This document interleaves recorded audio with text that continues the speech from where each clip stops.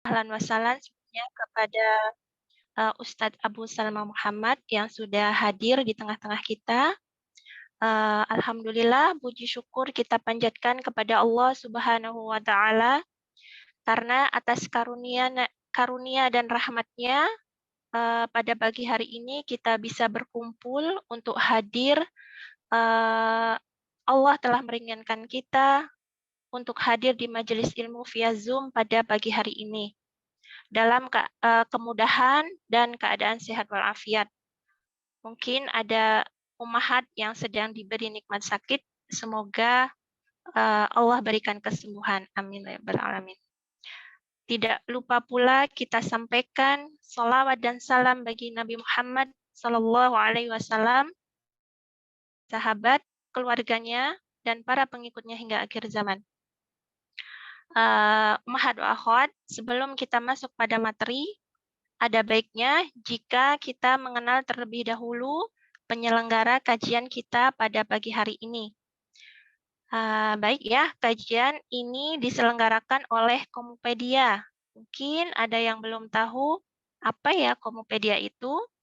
Komupedia adalah akronim dari Komunitas Muslimah Peduli Pendidikan Anak.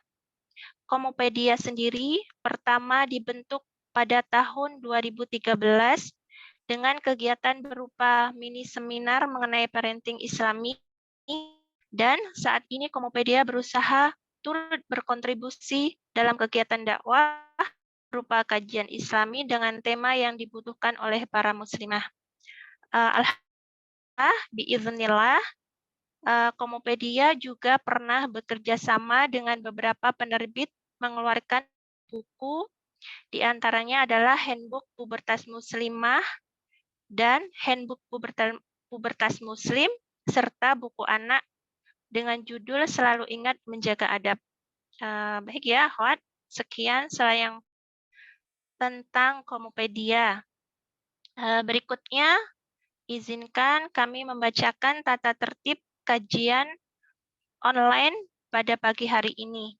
Yang pertama, meluruskan niat menuntut ilmu karena Allah Ta'ala.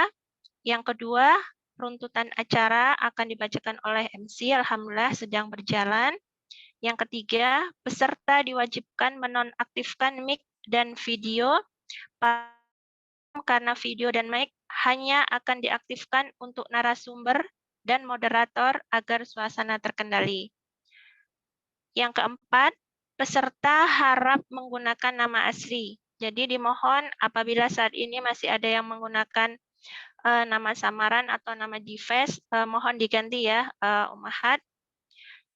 Yang kelima, peserta wajib menyimak dan mencatat pelajaran yang disampaikan oleh Ustadz agar mendapat faidah dan keberkahan majelis. Peserta ikut mengakhiri majelis dengan doa kafaratul majelis. Yang terakhir, peserta dilarang merekam kajian selama kajian berlangsung. Alhamdulillah ya, Masya Allah. Ada yang terlewat, ahlan wa sahlan kepada ummahat wa akhwat yang sudah hadir pada pagi hari ini ya, Masya Allah. Runtutan acara pada pagi hari ini, insya Allah yang pertama pembukaan, yang kedua pemaparan materi kajian oleh Ustadz Abu Salma Muhammad yang insya Allah nanti akan dipandu oleh moderator. Yang selanjutnya adalah sesi tanya jawab, lalu yang terakhir adalah penutup. Untuk sesi tanya jawab, peserta nanti dapat mengirimkan pertanyaan melalui kolom chat, kemudian pertanyaan yang masuk nanti insya Allah akan dipilih oleh moderator. Dan yang kedua nanti bisa bertanya secara langsung dengan raise hand terlebih dahulu. Alhamdulillahirabbil alamin. Untuk kajian pada pagi hari ini alhamdulillah dapat terlaksana dengan izin Allah dan dukungan beberapa sponsor, di antaranya adalah JJ Stable Jogja dan UD Juragan Jamo. Alhamdulillah ya, kami ucapkan jazakumullah khairan wa barakallahu fikum. Tidak berlama-lama lagi agar faidah kajian pada pagi hari ini bisa kita dapatkan secara maksimal. Mari kita masuk ke dalam sesi materi yang insya Allah akan dipandu oleh moderator kita yaitu Mbak Dian Rosta Febriani. kepada Mbak Dian Rosta. Kami persilahkan. Tafadholi Mbak Rosta. Ya, terima kasih Bu Yuli, Mbak Yuli atas waktunya. Assalamualaikum warahmatullahi wabarakatuh. Iya. Sebelumnya perkenalkan, nama saya Dian Rosta Febrianti, boleh dipanggil dengan nama depan atau nama tengah. Insya Allah pagi ini saya akan menemani Ummahat wa Akhwat sekalian dalam rangka menuntut ilmu secara online bersama Al-Ustadz Abu Salma Muhammad. Sebelumnya saya masuk ke intro tentang kajian hari ini dulu ya. Ini kemarin panitia sudah menyebarkan polling melalui grup WhatsApp, terdiri dari 3 pertanyaan yang sudah Ummahat isi juga melalui grup, dan hasilnya kita bisa lihat di layar bahwa sebagian besar, hampir 90% menjawab bahwa internet atau digital device itu merupakan ancaman bagi keluarga muslim. Berarti hampir sepakat ya bahwa memang banyak keburukan yang dirasakan begitu. Kemudian pertanyaan berikutnya, apakah ada keluarga yang secara sengaja atau tidak sengaja membuka konten negatif? Dan itu pernah, Masya Allah. Kemudian yang terakhir, apa yang kemudian dilakukan ketika hal itu terjadi? Mostly ya, hampir 95% menjawab kaget dan istighfar. Mungkin jawaban ini ada ekornya gitu ya. Apakah Ummahat tahu bagaimana harus bersikap dengan itu, ataukah memang kita masih sama-sama belum tahu nih harus seperti apa. Nah, dunia digital sendiri sebenarnya adalah isu yang sedang ramai ya dibahas dan dikaji 1 dekade terakhir. Sebenarnya perkembangannya sudah cukup lama, dari tahun 90 awal. Tapi kemudian baru dirasakan efeknya begitu besar ketika pandemi COVID kemarin, di mana seluruh aktivitas kita hampir semuanya melalui online. Sehingga paparan digital device dan internet itu dirasakan begitu besar. Nah, di era digital sendiri, kalau kita lihat sehari-hari, salah satu tanda yang paling mencolok adalah ketika berita itu menyebar dengan sangat cepat. Dan jumlahnya sangat banyak, masif, sehingga kadang-kadang kita menjadi overload, overwhelm. Informasi mana yang benar, informasi mana yang tidak, sehingga kita sulit mengenali atau memisahkan mana informasi yang benar, mana yang hoax. Kemudian yang menjadi masalah sebenarnya adalah ketika kita sebagai orang tua memiliki anak yang menjadi generasi digital native. Kita sendiri merupakan digital imigran. Kita lahir sebelum digital device itu semaju sekarang, kita berkenalan dengan device-nya. Mungkin kalau dulu kita zaman SMP yang seumuran dengan saya, kita kenal MIRC buat chatting online. Kemudian kita browsing menggunakan Internet Explorer, tapi itu tidak ada apa-apanya dibanding perkembangan yang terjadi saat ini, dan itu yang dihadapi anak-anak mau nggak mau. Kita tidak bisa menghindari hal itu ya. Nah, masalahnya kembali adalah akhirnya ada digital gap, di mana orang tua seperti kita dituntut untuk selalu update apa yang terjadi di dunia digital. Nah, lebih luasnya lagi, perkembangan digital ini bisa mengubah juga cara hidup dan interaksi manusia. Jadi terbentuk lagi masyarakat yang baru, disebut masyarakat digital, yang masalahnya belum ada aturan yang cukup powerful untuk membendung efek negatif, dan pembahasan tentang etika akan selalu berkembang, bahwa semakin banyak muncul konten-konten yang tidak etis jika dinilai dengan etika sosial dan agama dalam kehidupan kita sehari-hari. Maka tepat apa yang dikatakan oleh panitia, bahwa kita saat ini sedang dihadapkan nih dengan sebuah rimba yang kita tidak tahu apa isinya, akan berubah seperti apa, dan kita juga dalam tahap tidak bisa memprediksi nanti seperti apa yang akan anak-anak kita hadapi ketika berkembang, ketika tumbuh dewasa. Dari sisi keilmuan duniawi, para sarjana sekarang juga masih meraba-raba, riset yang berkembang masih terus berganti, karena efeknya digital ini berganti gitu ya. Hari ini efeknya apa, besok berubah lagi, dan seterusnya. Tapi satu hal Ummahat yang pasti, bahwa kita butuh tuntunan nih, kita butuh pegangan untuk menghadapi ini semua. Dan hanya satu-satunya petunjuk yang terbaik itu adalah petunjuk syariat. Nas-nas dalam Al-Quran dan hadis itu tentunya tidak akan expired ya untuk menjelaskan apa yang terjadi di saat ini. Tapi yang mungkin yang membuat kita bingung adalah bagaimana tentunya kita harus tahu dulu ya tentang hukum sebuah masalah, tapi kemudian bagaimana kita mengaplikasikannya dengan cara yang tepat dan mempraktikkannya ke anak-anak yang mungkin orang psikologi lebih tahu ya, secara psikologis mungkin akan berbeda ketika orang tua kita dulu membesarkan kita. Baik, langsung saja seperti sebuah kaidah berkata bahwa bertanyalah kepada ahlinya, maka insya Allah kita akan bersama-sama hari ini menyimak paparan ilmu dan nasihat yang akan disampaikan oleh Al-Ustadz Abu Salma Muhammad. Beliau adalah salah satu ustadz yang fokus pada permasalahan anak, sudah sangat sesuai ya insya Allah dengan tema hari ini.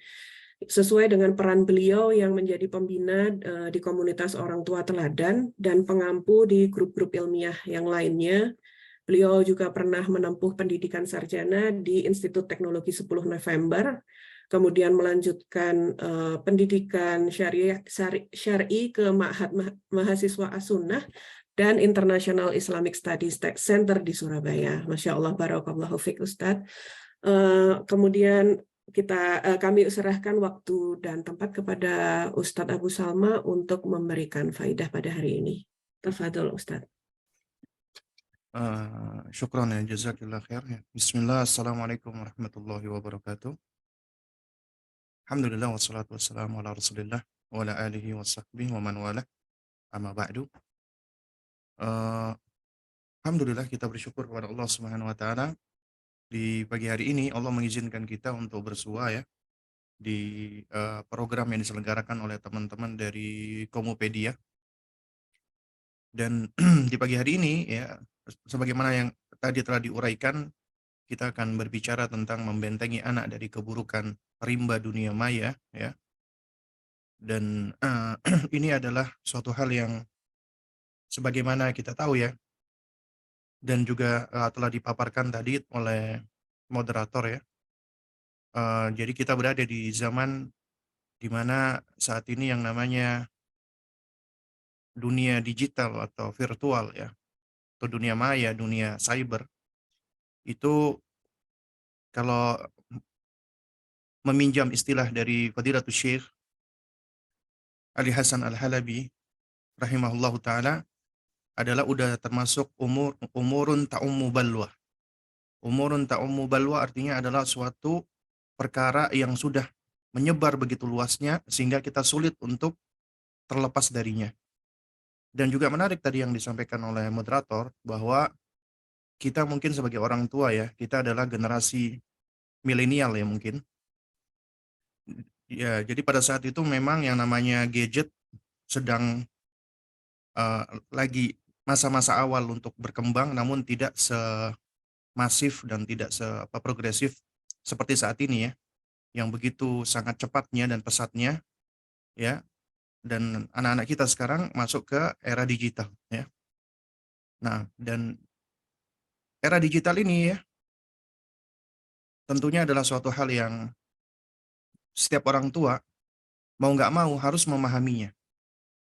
Karena ketidaktahuan dan ketidakmautawan orang tua tentang zaman di mana kita dan anak-anak kita berada itu akan membahayakan. Ibaratnya kita berada di sebuah hutan atau rimba. Ya, seorang yang cerdas, dia akan berupaya untuk membekali dan mempersiapkan dirinya dan mengenali lingkungan sekitarnya. Kenapa? Agar kemampuan untuk survivalnya semakin meningkat. Ya. Sebaliknya, ketika kita acuh tak acuh, kita abai, cuek, ya, dengan kondisi-kondisi di sekitar, dan seakan-akan kita nganggap bahwasanya anak kita itu aman karena kita udah mempersiapkan di lingkungan yang kita bentuk, tapi kita lupa ketika mereka keluar, dan mereka tidak harus keluar secara physically, tapi mereka bisa keluar secara digitally. Jadi mereka bisa berselancar secara digital. Mungkin tubuh mereka ada di rumah, tapi ternyata ya mental mereka, jiwa mereka itu berselancar di dunia yang sangat membahayakan. Dan ini tentunya suatu hal yang orang tua harus aware ya, harus berhati-hati. Karenanya ya, eh, orang tua di zaman ini harus memiliki yang namanya digital illiterate ya, artinya harus memiliki kemampuan apa ya namanya, tidak buta huruf ya, artinya kita tidak buta digital. Kita harus tahu nih, eh, sebagaimana ya yang dinasihatkan oleh para ulama kita, ya, ini ucapan yang disandarkan kepada Sayyidina Umar radhiyallahu taala anhu, di mana beliau mengatakan, man lam ya'rifil jahiliyah yaqa' fiha. Siapa yang tidak tahu perkara-perkara jahiliyah, maka dia akan jatuh ke dalamnya. Karenanya penting bagi kita mengetahui tentang dunia digital atau dunia maya atau dunia cyber. Untuk apa? Agar kita bisa membantu memilah-milah, menfilter. Jangankan anak kita, kita sendiri pun mungkin juga bisa terseret ya. Karenanya dalam hal ini pembentengan itu suatu hal yang niscaya. Baik. Jamaah sekalian mulakan Allah Subhanahu wa taala. Ketika kita bicara tentang tentang media sosial ya, ataupun dunia cyber ya, atau dunia maya, kita awali dulu ini dengan berusaha memahami ya, bahwasannya adanya perubahan-perubahan zaman dan apa yang ada di dalamnya, itu mungkin akan menyebabkan kita mendapati hal-hal baru yang mana hal ini tidak ada di zaman sebelumnya. Namun yang patut kita pahami bersama, agama kita Islam dan tuntunan Nabi kita Muhammad sallallahu alaihi wasallam itu adalah sesuatu yang bersifat pakem ya. Kalau tadi ya yang disebut oleh Ibu moderator tadi itu, Masya Allah ya, istilahnya bagus sekali ya. Itu sesuatu yang tidak ada kadaluarsanya. Artinya dia akan terus berlaku di zaman apapun. Ya. Karena apa? Karena syariat agama kita itu adalah sesuatu yang disyariatkan oleh Rabb kita, Rabbul Alamin. Untuk kemaslahatan manusia di zaman apapun, di waktu apapun, dimanapun mereka berada. Sehingga syariat kita itu tidak akan berubah-ubah seiring dengan perubahan zaman. Namun bisa jadi ya, kebiasaan kita, adat kita, tradisi kita, kultur kita, dan lain sebagainya itu mungkin bisa jadi berubah-ubah dalam hal yang sifatnya duniawi. Dan kita memang dituntut untuk bisa terus beradaptasi dan berinovasi dalam hal dunia. Karena Nabi kita mengatakan, antum a'lamu bi umuri dunyakum. Kamu lebih tahu tentang urusan agamamu. Tapi kalau urusan dalam hal agama, apalagi akidah, itu suatu hal yang sudah prinsip ya, nggak bisa lagi ya diubah-ubah sesuai dengan zaman ya. Nah, oleh karena itu di sini kita harus senantiasa bersyukur kepada Allah, karena Allah berikan kita ibaratnya buku manual agar kita bisa melewati berbagai macam zaman. Karena kita hidup di dunia ini cuma sementara, kita diibaratkan seperti musafir, dan alhamdulillah Allah berikan untuk kita pasangan dan keluarga agar kita bisa mengarungi kesulitan dunia ini dengan bersama. Kita melangkah bersama, melalui segala badai kehidupan ini dengan saling bekerja sama, terutama dengan keluarga kita dalam rangka untuk menuju ke surganya Allah Subhanahu wa taala. Karenanya kita harus senantiasa bersyukur kepada Allah. Nah, jadi di sini jamaah sekalian menekan Allah Subhanahu wa taala, kita perlu ketahui ini nikmat yang Allah karuniakan kepada kita ya. Jadi setidaknya ada 3 nikmat utama yang harus kita ketahui. Pertama adalah nikmatul ijad. Nikmatul ijad atau nikmat keberadaan, nikmat eksistensi. Yaitu nikmat kehidupan, nikmatul hayah. Tadinya kita tidak ada menjadi ada. Itu nikmat yang besar. Nikmat kehidupan, ya. Dan ini sebagaimana Allah sebutkan dalam surat Al-Insan ayat 1. Allah mengatakan, hal ata 'alal insani hinun minad dahri lam yakun syai'an madhkura. Bukankah telah datang atas manusia suatu waktu dari masa, sedangkan dia ketika itu belum merupakan sesuatu yang dapat disebut. Artinya, kita belum menjadi sesuatu apapun. Kemudian Allah ciptakan kita menjadi manusia. Orang tua kita menikah, kemudian Allah karuniakan kepada ibu kita, yaitu diri kita, dan kita berkembang di rahimnya selama 9 bulan, kemudian kita dilahirkan dan seterusnya. Dan kita menjadi apa? Syai'an madhkura, sesuatu yang bisa disebut, yaitu manusia. Tadinya kita bukan apa-apa. Sehingga kita diberikan oleh Allah nikmat yang besar, nikmat kehidupan.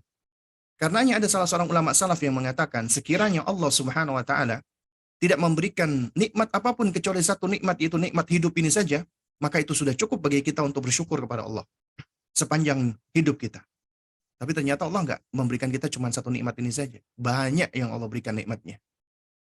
Dan nikmat ijad ini juga mengingatkan kita tentang peran orang tua kita bagaimanapun kondisi mereka. Entah kondisi mereka baik ataupun kondisi mereka buruk.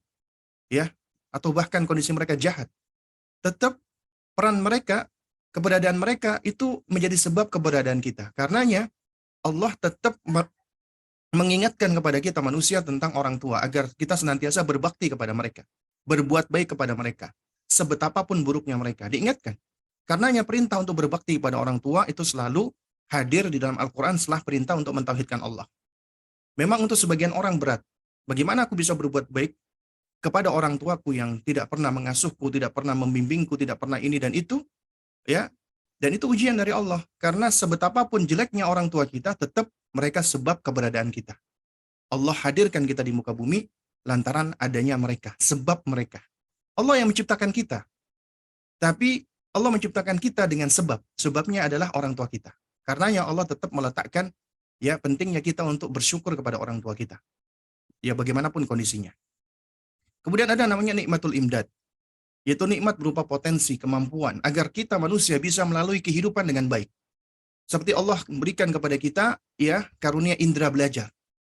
Ya, kita bisa mendengar, kita bisa melihat, dan masih banyak ya nikmat imdad ini. Yaitu semua macam bentuk nikmat yang Allah berikan agar kita bisa mengarungi kehidupan dunia ini. Allah tundukkan apa yang ada di langit, Allah tundukkan apa yang ada di bumi. Untuk kita itu nikmatul imdad. Ya. Dan Allah ingatkan kita, inna khalaqnal insana min nutfatin amsyajin nabtalihi faja'alnahu sami'an basira. Kami ciptakan manusia dari setetes air mani yang bercampur. Dan kami mengujinya. Kita diuji oleh Allah. Dan kami jadikan manusia itu bisa mendengar dan bisa melihat. Itu indera belajarnya manusia. Kemudian nikmat yang paling besar setelah ini semua adalah nikmatul hidayah, nikmatul huda, nikmat petunjuk. Tidak ada nikmat yang lebih besar daripada Allah memberikan petunjuk kepada kita. Karena dengan petunjuk ini kita bisa selamat di dunia dan di akhirat. Allah Subhanahu wa taala mengatakan inna hadainahu sabila imma syakiran wa imma kafura. Sesungguhnya kami telah menunjuki jalan yang lurus. Tapi ternyata ada manusia yang bersyukur dan ada manusia yang kufur. Ya. Padahal Allah udah berikan potensi kepada kita. Kita bisa memilih ikhtiar. Allah tunjukkan kepada kita, ya, fa alhamahu fujuraha wa taqwaha. Kami tunjukkan jalan kepada manusia, kami ilhamkan. Itu ada jalan kefajiran, ada jalan ketakwaan. Tinggal bagaimana kita mau memilihnya. Allah udah berikan potensinya. Allah udah berikan instrumennya kepada kita. Agar kita bisa memilih.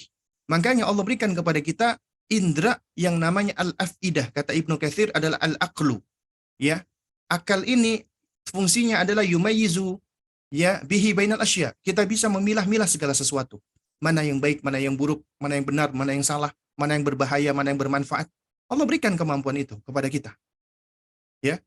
Allah berikan kepada kita akal. Dengan akal ini kita mampu memilah-milah. Hanya saja ternyata banyak manusia yang tidak mengakui nikmat ini. Tidak mempergunakan potensi Allah ini sebagaimana mestinya. Akhirnya Allah jadikan mereka lebih hina daripada hewan ternak. Ya. Kenapa? Ya, walahum qulubun la yafqahuna biha. Allah karuniakan kepada mereka hati. Tapi mereka nggak mau mempergunakannya untuk memahami. Ya. Walahum a'yunun la yubsiruna biha. Mereka punya mata tapi nggak dipakai untuk melihat. Ya. Kemudian juga ya Allah berikan mereka pendengaran tapi mereka nggak mau gunakan untuk mendengarkan. Ya, makanya Allah katakan ulaika kal an'am bal hum adhal. Mereka seperti hewan ternak bahkan mereka lebih sesat. Jadi manusia itu asalnya Allah muliakan. Allah istimewakan, Allah berikan dengan berbagai macam nikmat. Nah, oleh karenanya manusia itu bisa lebih istimewa daripada malaikat. Karenanya bapak kita ya Adam alaihissalam istimewa. Allah perintahkan malaikat untuk sujud kepada beliau. Nah, tapi juga bisa lebih hina daripada hewan. Ya, bisa lebih hina, lebih rendah daripada hewan. Karena Allah udah berikan potensi, tapi ternyata manusia berpaling dan tidak mau mempergunakannya. Nah, oleh karena itu ya, jamaah sekalian memuliakan Allah Subhanahu wa taala, nikmat terbesar adalah hidayah Islam. Karena dengan ini kita terangkat dari kegelapan menuju kepada cahaya. Kemudian Allah berikan akal. Dengan akal kita terangkat, ya derajatnya lebih daripada hewan. Allah berikan kita nikmat kesehatan. Dengan sehat itu akan menopang kita untuk bisa optimal di dalam beribadah kepada Allah. Karena Allah menciptakan kita tujuannya tidak lain dan tidak bukan adalah untuk mengabdi dan beribadah kepadanya. Dan Allah juga berikan kita nikmat anak sebagai legacy kita yang akan melanjutkan estafet amal kita di dunia. Investasi yang jariah meskipun kita sudah berkalang tanah. Karena amal kita semua akan terputus kecuali hal-hal yang dikecualikan oleh Nabi, diantaranya anak soleh yang mendoakan kita. Itu nikmat-nikmat besar yang harus kita jaga. Dan ini sangat erat kaitannya dengan bahasan kita. Ya, lalu apa kewajiban kita terhadap nikmat yang Allah berikan? Nikmat yang Allah berikan wajib kita syukuri. Karena apabila kita syukuri, maka Allah akan tambah nikmat tersebut. Nah, apabila nikmat dikufuri, maka akan berbahaya. Bagaimana cara mensyukuri nikmat? Yaitu kita taat. Ya, semakin menaati Allah Subhanahu wa taala. Kita gunakan nikmat itu di dalam ketaatan. Maka kita akan berbahagia di dunia dan di akhirat.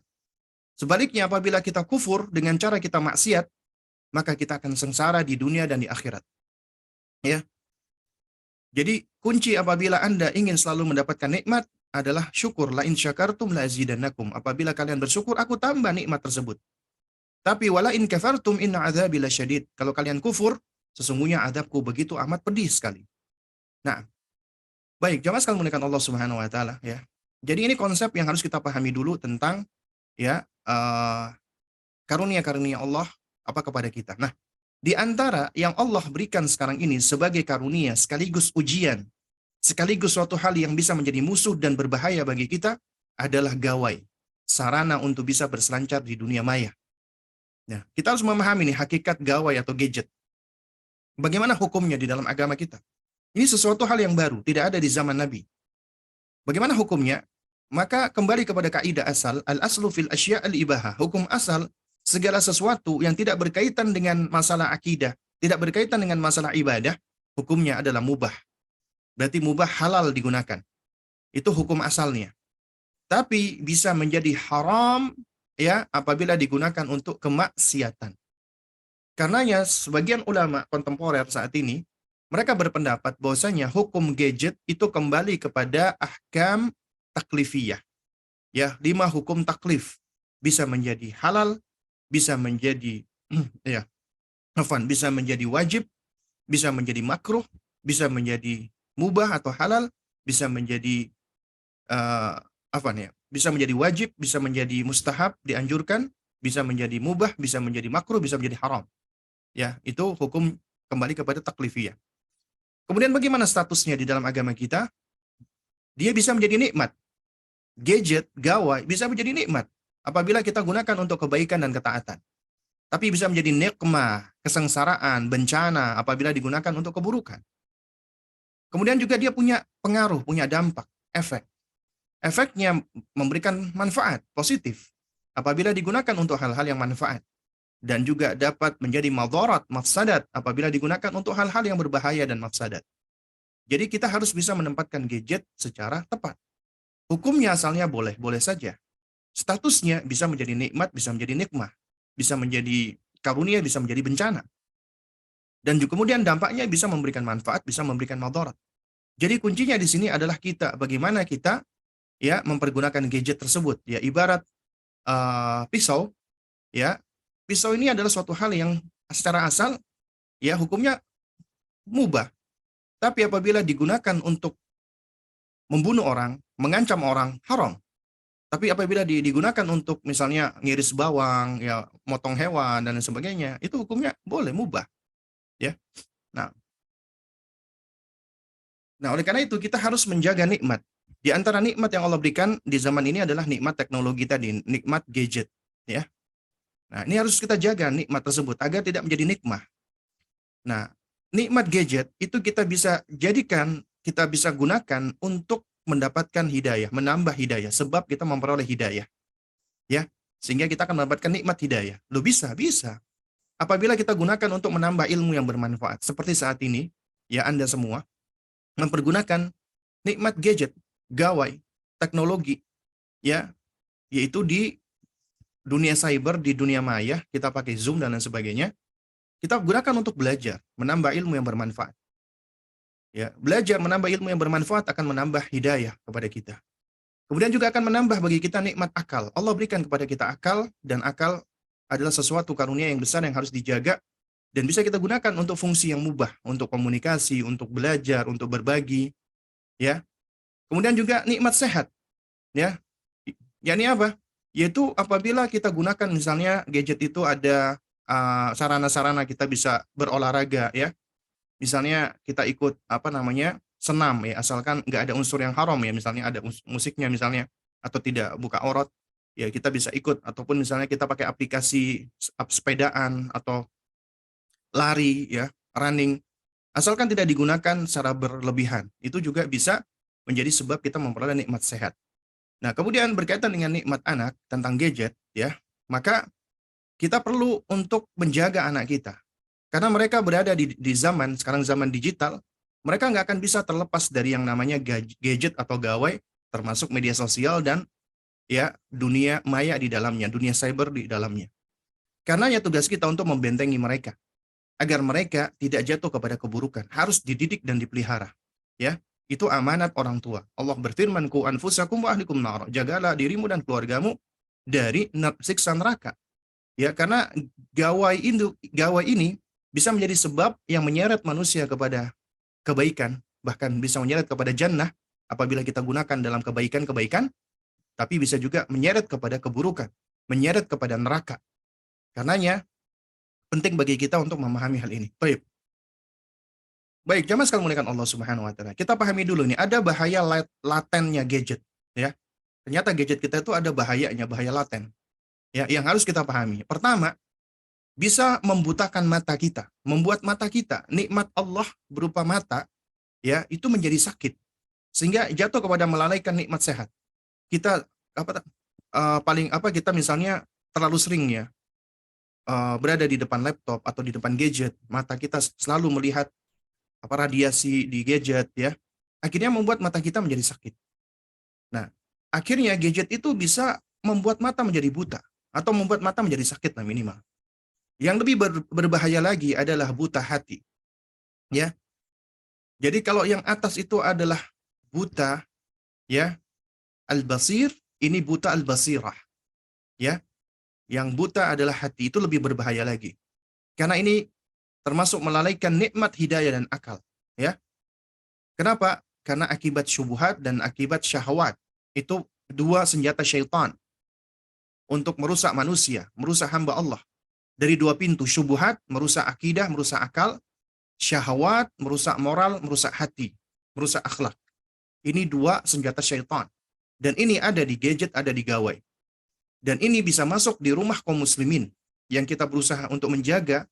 Ternyata gambar-gambar yang tidak senonoh, musik-musik yang merusak, belum lagi kejahatan-kejahatan, kriminalitas dan lain sebagainya yang dapat merusak hati, yang dapat merusak perangai, yang dapat merusak moral dan mental, itu bisa masuk ke rumah-rumah kita melalui apa? Gawai atau gadget. Ya. Nah, itu bahaya yang harus kita pahami. Baik. Jadi dari sini kita bisa lihat nih, ada dua bahaya laten dunia maya bagi agama. Karena ini adalah salah satu dari jalannya syaitan, sarananya syaitan, senjatanya syaitan, yaitu syahwat dan syubhat yang bisa mereka masukkan ke dalam dunia maya atau gadget. Ya, di antaranya bahaya syahwat seperti tentunya kita tahu di dalam media-media itu akan sangat mudah sekali dipapar dengan pornografi, ajakan kepada kemaksiatan, zina, pacaran, musik, degradasi moral dan selainnya. Ya. Belum lagi yang membahayakan akal dan membahayakan akidah, syubhat, seperti konten-konten yang mengandung kesyirikan, kekufuran, kebid'ahan, ajakan kepada LGBT. LGBT itu, ya, adalah syahwat dan syubhat, bukan cuma syahwat aja. Sekarang udah menjadi syahwat dan syubhat, ya, yang namanya LGBT. LGBT itu syahwat, merusak akal, merusak akhlak, merusak moral, dan merusak akal, ya.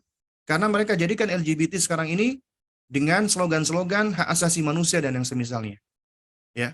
Padahal mereka sejatinya mengajak kepada perbuatan fahisyah yang paling buruk atau yang paling jelek. Nah, baik.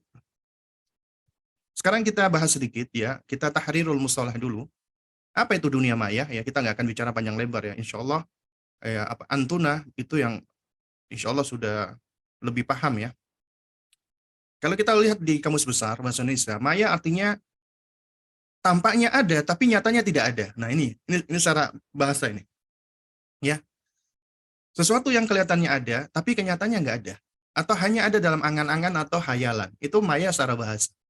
Kalau kita lihat di Wikipedia, dunia maya disebut juga dengan cyberspace atau ruang cyber atau mayantara. Adalah media elektronik dalam jaringan komputer yang banyak dipakai untuk keperluan komunikasi satu arah maupun timbal balik secara online, ya, artinya secara terhubung langsung, ya, seperti yang kita lakukan saat ini. Ini kita termasuk cyberspace, dan ini adalah sesuatu yang tidak ada di zaman dahulu. Karena dengan gawai atau gadget ini yang kita miliki saat ini, itu bisa lintas zaman. Maksud saya lintas tempat, ya. Jadi meskipun Anda berada di manapun di dunia ini, kita bisa terkoneksi, ya. Kita langsung bisa berkomunikasi dalam saat ini juga, meskipun kita dipisahkan dengan jarak yang jauh, ya. Nah, ini adalah sesuatu yang sebenarnya pernah diwanti-wanti oleh Nabi ya sebagai salah satu tanda hari kiamat. Di antara kata Nabi, di antara ya tanda hari kiamat yaitu adalah apa? Adalah ketika taqaraba al-makan. Tempat semakin berdekatan, waktu juga semakin berdekatan. Nah, sekarang kita bisa saksikan bahwasanya di antara ya hal yang kita perhatikan itu ternyata bisa mendekatkan sesuatu meskipun dipisahkan oleh jarak, itu adalah internet, gawai, gadget. Nah, ini sebenarnya suatu hal yang sudah diwanti-wanti oleh Nabi ini sebagaimana dijelaskan oleh para ulama kita. Karena keberadaan internet, dunia maya ini adalah salah satu dari datangnya atau dekatnya kiamat. Kita tahu dunia maya itu dapat digunakan untuk banyak hal yang positif ya, dalam hal membangun pengalaman sosial. Individu dapat berinteraksi, bertukar pikiran, berbagi informasi, memberikan dukungan sosial, melakukan bisnis, atau ada tindakan langsung membuat media artistik, bermain game, ya, terlibat dalam diskusi politik dan sebagainya. Ya, artinya ini bisa positif, bisa negatif. Dan istilah dunia maya itu menjadi sarana konvensional untuk menggambarkan segala sesuatu yang terkait dengan internet dan budaya internet yang beragam. Nah, dan sebenarnya dunia maya pun juga punya bahaya ya. Nah, di antara 3 bahaya dunia maya yang patut kita pahami, yaitu adalah adanya cybercrime, kejahatan atau kekerasan dunia maya. Ya, artinya anak kita pun bisa terpapar dengan kejahatan-kejahatan seperti pemerkosaan, pembunuhan yang sadis, kemudian perbuatan menyakiti dan lain sebagainya. Ya, jadi mereka bisa terpapar. Sementara manusia itu cenderung akan bisa dipengaruhi dengan apa yang mereka lihat, apa yang mereka dengar. Ya, itu bisa mendorong mereka secara sadar dan tidak sadar, bahkan bisa tersimpan di dalam memori bawah sadar mereka. Ya, apalagi ketika mereka main game online. Itu bahaya itu ya. Yang saya tahu itu ada game-game online, ya. Jadi di mana mereka itu bisa membentuk avatar sendiri atau membentuk figur sendiri. Kemudian mereka bebas, pengen jadi apa di situ? Ingin jadi pencuri, perampok, pembunuh, pemerkosa, atau orang baik, itu bebas di situ. Nah, itu kebanyakan yang saya tahu ya dari cerita-cerita. Kebanyakan anak-anak remaja ketika main game seperti itu, mereka banyak mengambil peran menjadi orang jahat. Ya. Jadi ini menurut mereka ada suatu hal yang mereka nggak bisa lakukan di dunia nyata. Akhirnya mereka ketika naik mobil nabrak-nabrak sembarangan, orang jalan kaki ditabrak. Itu bisa membunuh sensitivitas mereka, ya. Sehingga akhirnya apa? menumbuhkan gangguan-gangguan kejiwaan, ya. Yang tadinya mereka berempati, hilang empati tersebut, ya. Dan ketika empati itu hilang, maka sejatinya hilang pula sifat kemanusiaan mereka, ya. Jadi sebagaimana dikatakan, ya, jika engkau merasa sakit, maka engkau adalah makhluk, ya. Nah, namun jika engkau bisa merasakan sakitnya orang, maka engkau adalah manusia, ya. Jadi kalau kita merasa sakit, ya hewan juga sama bisa bisa merasakan sakit, dan makhluk-makhluk yang lain umumnya sama bisa merasakan sakit. Tapi tidak semua itu bisa merasakan sakit orang lain. Yang bisa itu adalah manusia, ya. Allah berikan kita untuk bisa berempati. Dan itu sesuatu hal yang sebenarnya udah Allah tanamkan tapi tetap harus ditumbuhkan, ya. Kemudian juga ada namanya adiksi dunia maya atau cyber addiction, ya. Karena di dalam penelitian itu disebutkan manusia yang mereka menghabiskan waktu dengan teknologi, dengan gadget, baik itu untuk bermedia sosial atau gaming atau yang semisalnya, itu ternyata, ya, eh, dikatakan bisa merangsang munculnya hormon-hormon, ya, di dalam tubuh, yang mana hormon ini sebenarnya muncul pada saat seseorang tuh dalam keadaan yang excited gitu, ya. Akhirnya apa? Karena sering hormon ini ter-trigger, akhirnya menyebabkan yang terjadinya adiksi. Nah, orang-orang yang adiksi, yang ketagihan, itu mereka akan kesulitan di dalam dunia nyatanya. Ketika nggak megang gadget, mereka akan gelisah. Mereka akan kehilangan fokus, kehilangan konsentrasi. Kemudian mereka akan mudah marah. Jadi kalau ibu-ibu ini, ya, punya anak, usia 7 tahun, 8 tahun, 9 tahun, atau 10 tahun lah, ya. Misalnya Anda larang nggak boleh main game atau nggak boleh gadget, kemudian dia marah-marah, nggak jelas, ya, nangis-nangis, teriak-teriak, gelisah, itu berarti udah tanda ketagihan tuh. Kalau anak-anak kita dalam keseharian, ya, jadi selama berbulan-bulan, ya taruhlah 6 bulan, mereka itu selalu main game terus, misalnya minimal 4 jam, itu udah tanda ketagihan tuh, ya.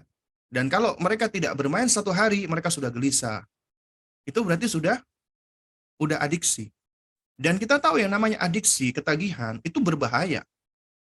Bukan hanya ketagihan kayak kita ketagihan atau orang-orang yang ketagihan drugs, ya, narkoba. Kita tahu, ya, kenapa kok narkoba itu bisa bikin ketagihan? Karena di situ ada dari tubuh, ya, hormon-hormon, saya lupa namanya, ya. Itu yang terstimulasi, ya, yang menyebabkan orang itu menjadi excited, menjadi senang, gembira. Tapi kegembiraan yang sementara, yang temporer, ya, fake happiness gitu loh. Dan itu yang akhirnya menyebabkan manusia itu selalu pingin, ya. Makanya terjadi cyber addiction. Dan di antara adiksi-adiksi seperti ini, seperti misalnya orang yang gaming addiction, ada yang porn addiction, ya, adiksi dengan pornografi dan yang semisalnya, ya. Kemudian juga cyberbullying, ini juga patut kita waspadai, ya, adanya perundungan di dunia maya. Kenapa? Karena di dunia maya kita bisa menyembunyikan identitas kita. Laki-laki bisa pura-pura jadi perempuan, ya. Anak kecil bisa pura-pura jadi orang dewasa. Sehingga kita nggak tahu nih di hadapan kita ini siapa. Ya, meskipun dia pakai nama identitas, itu bisa jadi identitas palsu. Makanya dunia maya ini adalah dunia surganya orang-orang yang ingin membuat alter ego, ya. Jadi yang namanya alter ego itu istilahnya suatu identitas, ya, yang atau suatu kepribadian itu yang ditampilkan yang seringkali berbanding terbalik, ya, yang seringkali berbeda dengan dunia nyatanya. Bisa jadi ada orang itu dia menutup diri, tapi ternyata ketika dia hadir di media sosial dengan identitas lain, dia menjadi orang yang kelihatan, ya, sangat friendly, ya, bahkan itu mungkin dianggap ekstrovert, padahal di dunia nyatanya dia introvert, ya. Bahkan juga ada orang-orang yang dia bisa menampakkan kesolihan, padahal di dunia nyatanya dia bukanlah orang yang soleh, ya.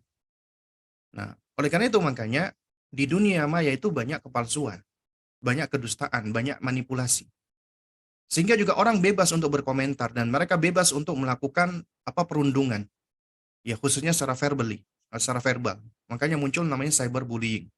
Dan cyberbullying ini di antara penyebab ya munculnya kasus-kasus anak-anak muda yang stres bahkan sampai bunuh diri. Tingkat bunuh diri tertinggi di antaranya karena cyberbullying. Ya. Ya, khususnya bagi mereka yang menghabiskan waktu untuk internet ya di dunia maya. Karena mereka menjadikan yang namanya likes ya, digit angka itu sebagai sebab kebahagiaan mereka. Semakin banyak likes semakin bahagia. Semakin sedikit likes mereka semakin gelisah. Apalagi kalau banyak yang dislike, wah mereka menjadi stres, depresi dan gila. Ya. Juga sama ketika mereka bikin status yang komentar positif itu membuat mereka menjadi bahagia. Tapi ketika yang komentar sedikit atau bahkan ada yang berkomentar jelek, mereka langsung stres. Bahkan nggak sedikit kita dengar ya berita-berita khususnya yang ada di Korea Selatan, itu para aktris dan aktornya drama-drama Korea atau yang semisalnya, mereka itu bunuh diri gara-gara apa? Cyberbullying juga di sekolah-sekolah dan yang semisalnya. Nah, ini bahaya yang harus kita pahami. Dan dunia maya ini ya, itu punya efek ya, pengaruh negatif. Pertama, gangguan emosi. Anak atau kita menjadi sering marah, takut, cemas, cenderung akhirnya menutupin diri, gangguan mental, kita depresi, kemudian anxiety, kecemasan, ya, bahkan ada yang ingin melukai diri sendiri, ada gangguan kognisi, akhirnya kemampuan akademik merosot, nggak bisa fokus, bahkan sering pikun, sering lupa. Makanya ada namanya pikun digital ya. Kenapa? Karena kemampuan konsentrasi yang merosot. Belum lagi gangguan behavior ya, perilaku. Anak menjadi lebih malas, suka bolos, malas bersosialisasi, suka berbohong, manipulatif. Belum lagi gangguan fisik ya. Anak karena malas gerak jadi gendut, obesitas ya. Kemudian gerakan tubuh yang nggak seimbang ya, dan seterusnya. Itu bahaya. Karenanya ada 10 bahaya gadget ya yang harus kita pahami. Ya, di antaranya adalah bisa mengganggu pertumbuhan otak anak. Kita tahu ya usia 2 tahun awal kehidupan anak itu yang namanya perkembangan otak itu berkembang sangat pesat. Ya. Nah, dan ini itu dipengaruhi oleh stimulasi lingkungan. Oleh karena itu apabila ada stimulasi berlebihan, apalagi dari gadget atau gawai pada otak anak yang sedang berkembang, itu bisa menyebabkan keterlambatan kognitif. Gangguan dalam proses belajar, anak cenderung tantrum dan meningkatkan sikap atau sifat impulsif dan menurunkan kemampuan anak untuk mandiri. Jadi mereka terlalu dependent.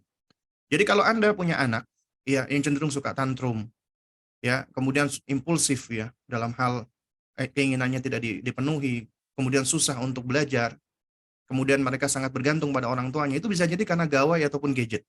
Karenanya kita perhatikan ya, mungkin ada di antara kita orang tua yang Allah uji kita, ya juga Allah berikan karunia sebenarnya, nikmat juga bagi kita. Allah berikan kepada kita misalnya anak-anak yang ADHD misalnya. Itu ya dari dokter tumbuh kembangnya ataupun dari psikolog anak akan selalu menyarankan agar anak-anak seperti ini jangan dikenalkan dengan gawai ataupun gadget, ya. Jangan dialihkan dengan gadget. Kenapa? Itu malah akan semakin mempersulit mereka. Ya, tapi harus distimulasi agar mereka banyak beraktivitas di dalam dunia nyatanya. Ya. Lalu kemudian yang berikutnya adalah mempengaruhi tumbuh kembang anak yang lambat. Jadi membuat tumbuh kembang anak lambat. Ya, kenapa? Karena penggunaan gadget membuat anak itu malas bergerak. Jadi membatasi gerak fisiknya. Akhirnya itu juga mempengaruhi yang tadinya anak seharusnya ototnya, sarafnya, tulangnya, sendinya itu terstimulasi dengan baik, dengan banyak gerakan, dikasih gadget sama orang tuanya. Karena orang tuanya sumpek melihat anaknya lari-lari ke sana kemari, tidak difasilitasi. Akhirnya yang terjadi adalah apa? Anak ternyata mengalami permasalahan tumbuh kembang. Ya. Nah, ini hal-hal yang seringkali tidak dipahami oleh kita sebagai orang tua. Belum lagi gangguan atau kelainan fisik ya, yaitu terjadinya obesitas pada anak-anak. Mungkin kita menganggap anak gemuk ya ketika masih kecil itu lucu. Tapi padahal di situ mengandung risiko yang besar, ya. Apalagi kalau anak sampai obesitas, itu akan mempengaruhi bukan hanya fisiknya tapi juga kemampuan kognisi dan lain sebagainya. Ya. Nah, anak yang menderita obesitas itu 30%-nya ya, menurut hasil penelitian itu akan cenderung mengalami penyakit seperti diabetes, bahkan stroke dini atau serangan jantung, atau usia harapan hidup yang rendah. Makanya kita harus waspada, hati-hati. Kemudian ada yang namanya ya kondisi mereka kurang tidur. Kenapa? Karena mereka terlalu excited dengan gawai atau gadget. Seharusnya mereka tidur jam 9 malam, karena mereka lagi excited sama aktivitas mereka, akhirnya mereka tidur jam 12 malam, bahkan jam 1 malam. Nah, 75% anak usia 9-10 tahun itu mengalami kurang tidur. Kenapa? Karena penggunaan teknologi tanpa pengawasan. Dan anak-anak apabila kurang tidur itu berbahaya. Kenapa? Karena perkembangan otak anak ketika istirahat, ketika tidur, itu yang paling optimal. Ya. Nah, sehingga apabila mereka kekurangan tidur, itu akan mempengaruhi hormon pertumbuhannya atau growth hormonnya dan lain sebagainya. Juga termasuk bisa mempengaruhi mental mereka. Kemudian juga ya tentunya akan mengalami kelainan mental. Ada penelitian di Bristol University, ini penelitian sudah 20 tahun yang lalu padahal.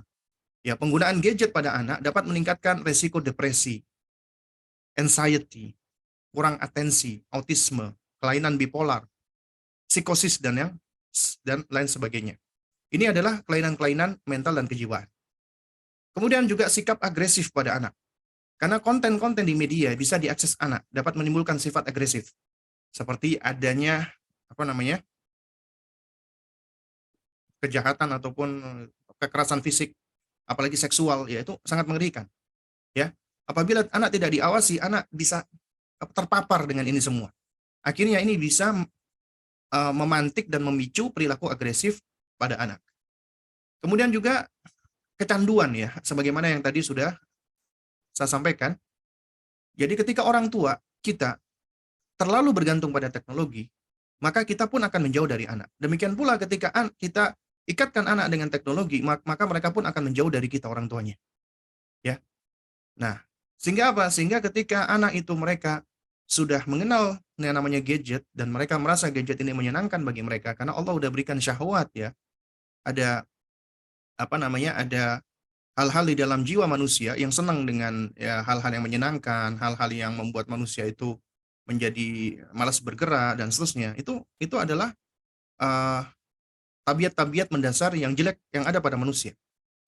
Akhirnya apa? Akhirnya ini menyebabkan mereka kecanduan dengan gadget tersebut. Kemudian ada yang namanya pikun digital nih, ya. Kita tahu ya kecepatan konten di media membuat anak memiliki attention span yang pendek ya. Jadi rentang konsentrasinya pendek. Jadi anak sulit untuk fokus pada satu hal dan mudah berganti-ganti fokus. Ini menurunkan kemampuan konsentrasi dan memori anak sehingga membuat anak sulit untuk memusatkan perhatian. Hal ini memicu kondisi yang disebut pikun digital karena anak yang terpapar teknologi ya, saking seringnya dia lihat gadget, akhirnya dia sulit untuk memusatkan perhatian, imbasnya dia jadi sulit belajar. Akhirnya dia suka lupa. Ya. Kemudian belum lagi radiasi emisi secara kesehatan.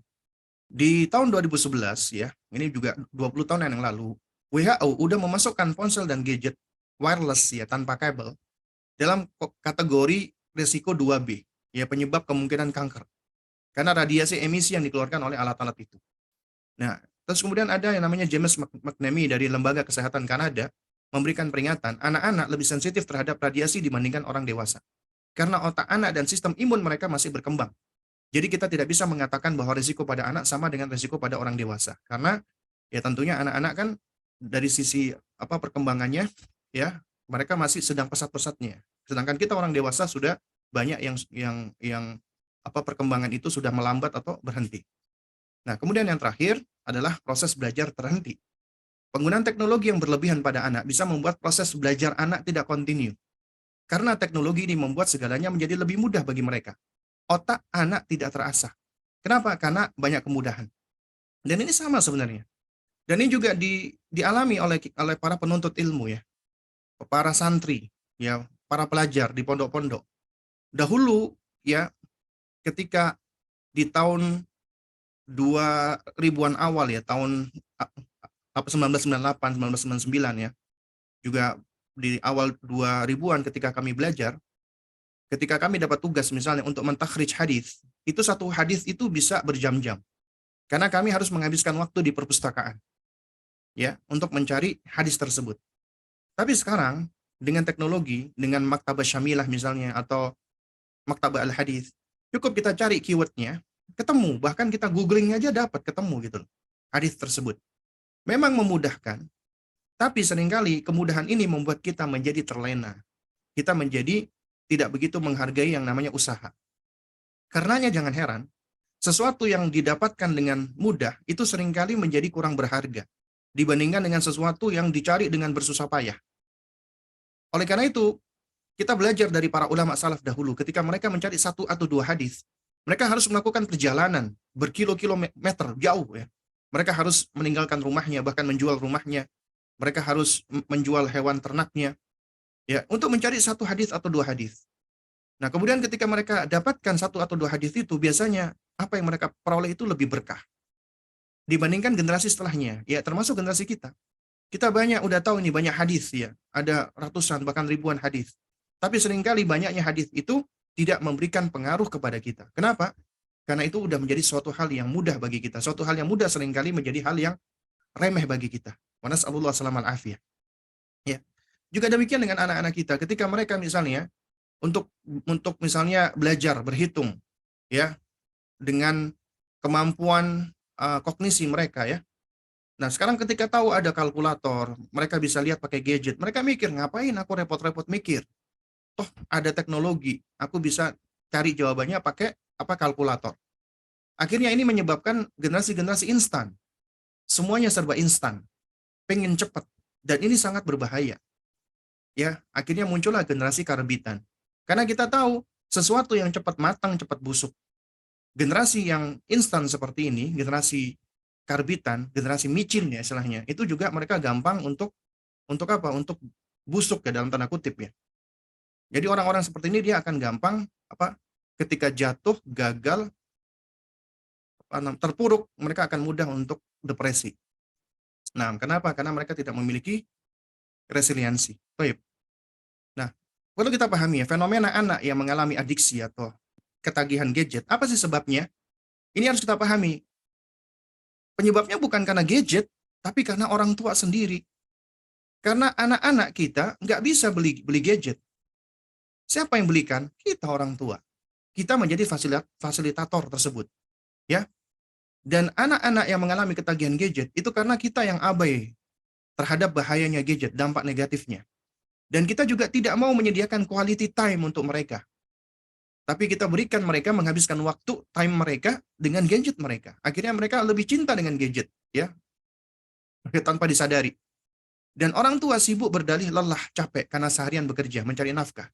Tapi lupa bahwasanya anak nggak cuma butuh materi, nggak butuh nafkah materi dari kita, tapi juga butuh nafkah berupa perhatian, hal-hal yang non materi, kasih sayang.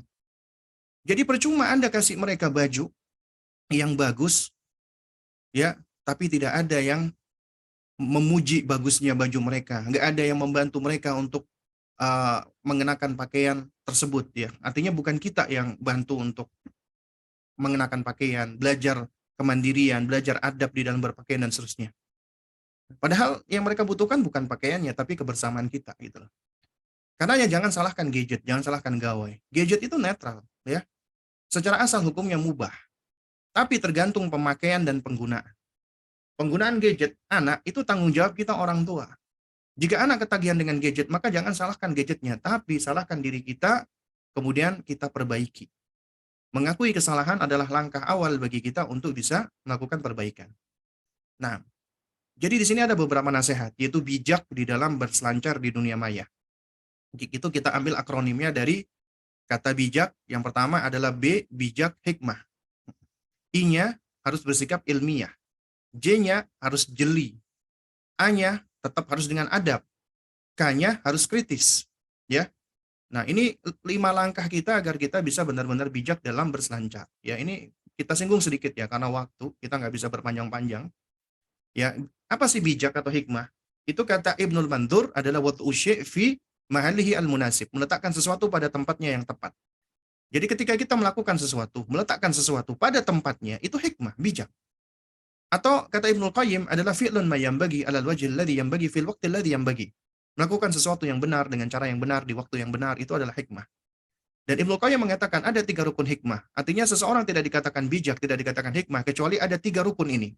Pertama, harus punya ilmu. Nggak punya ilmu, jahil, nggak bisa jadi hikmah.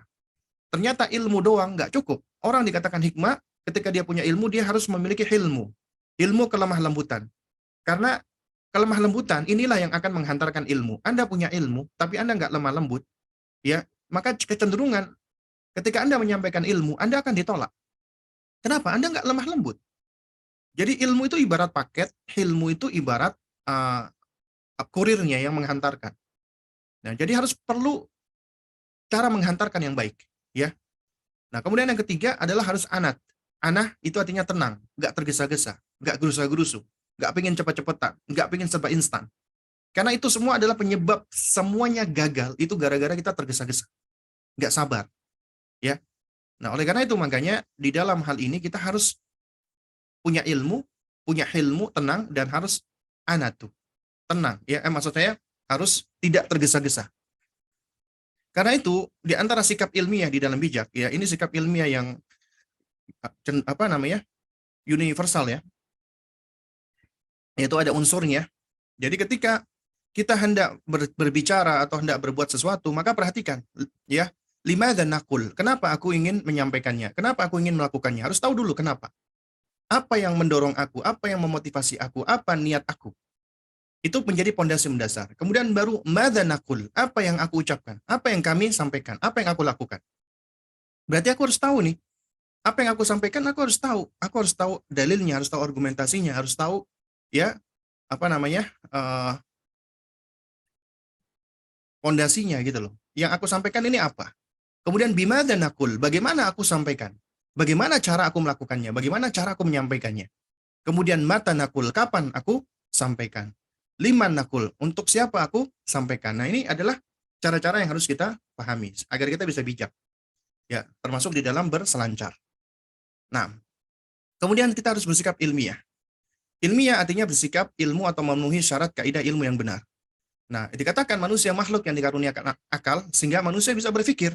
Sementara berpikir adalah proses atau aktivitas manusia untuk menemukan atau mendapatkan ilmu.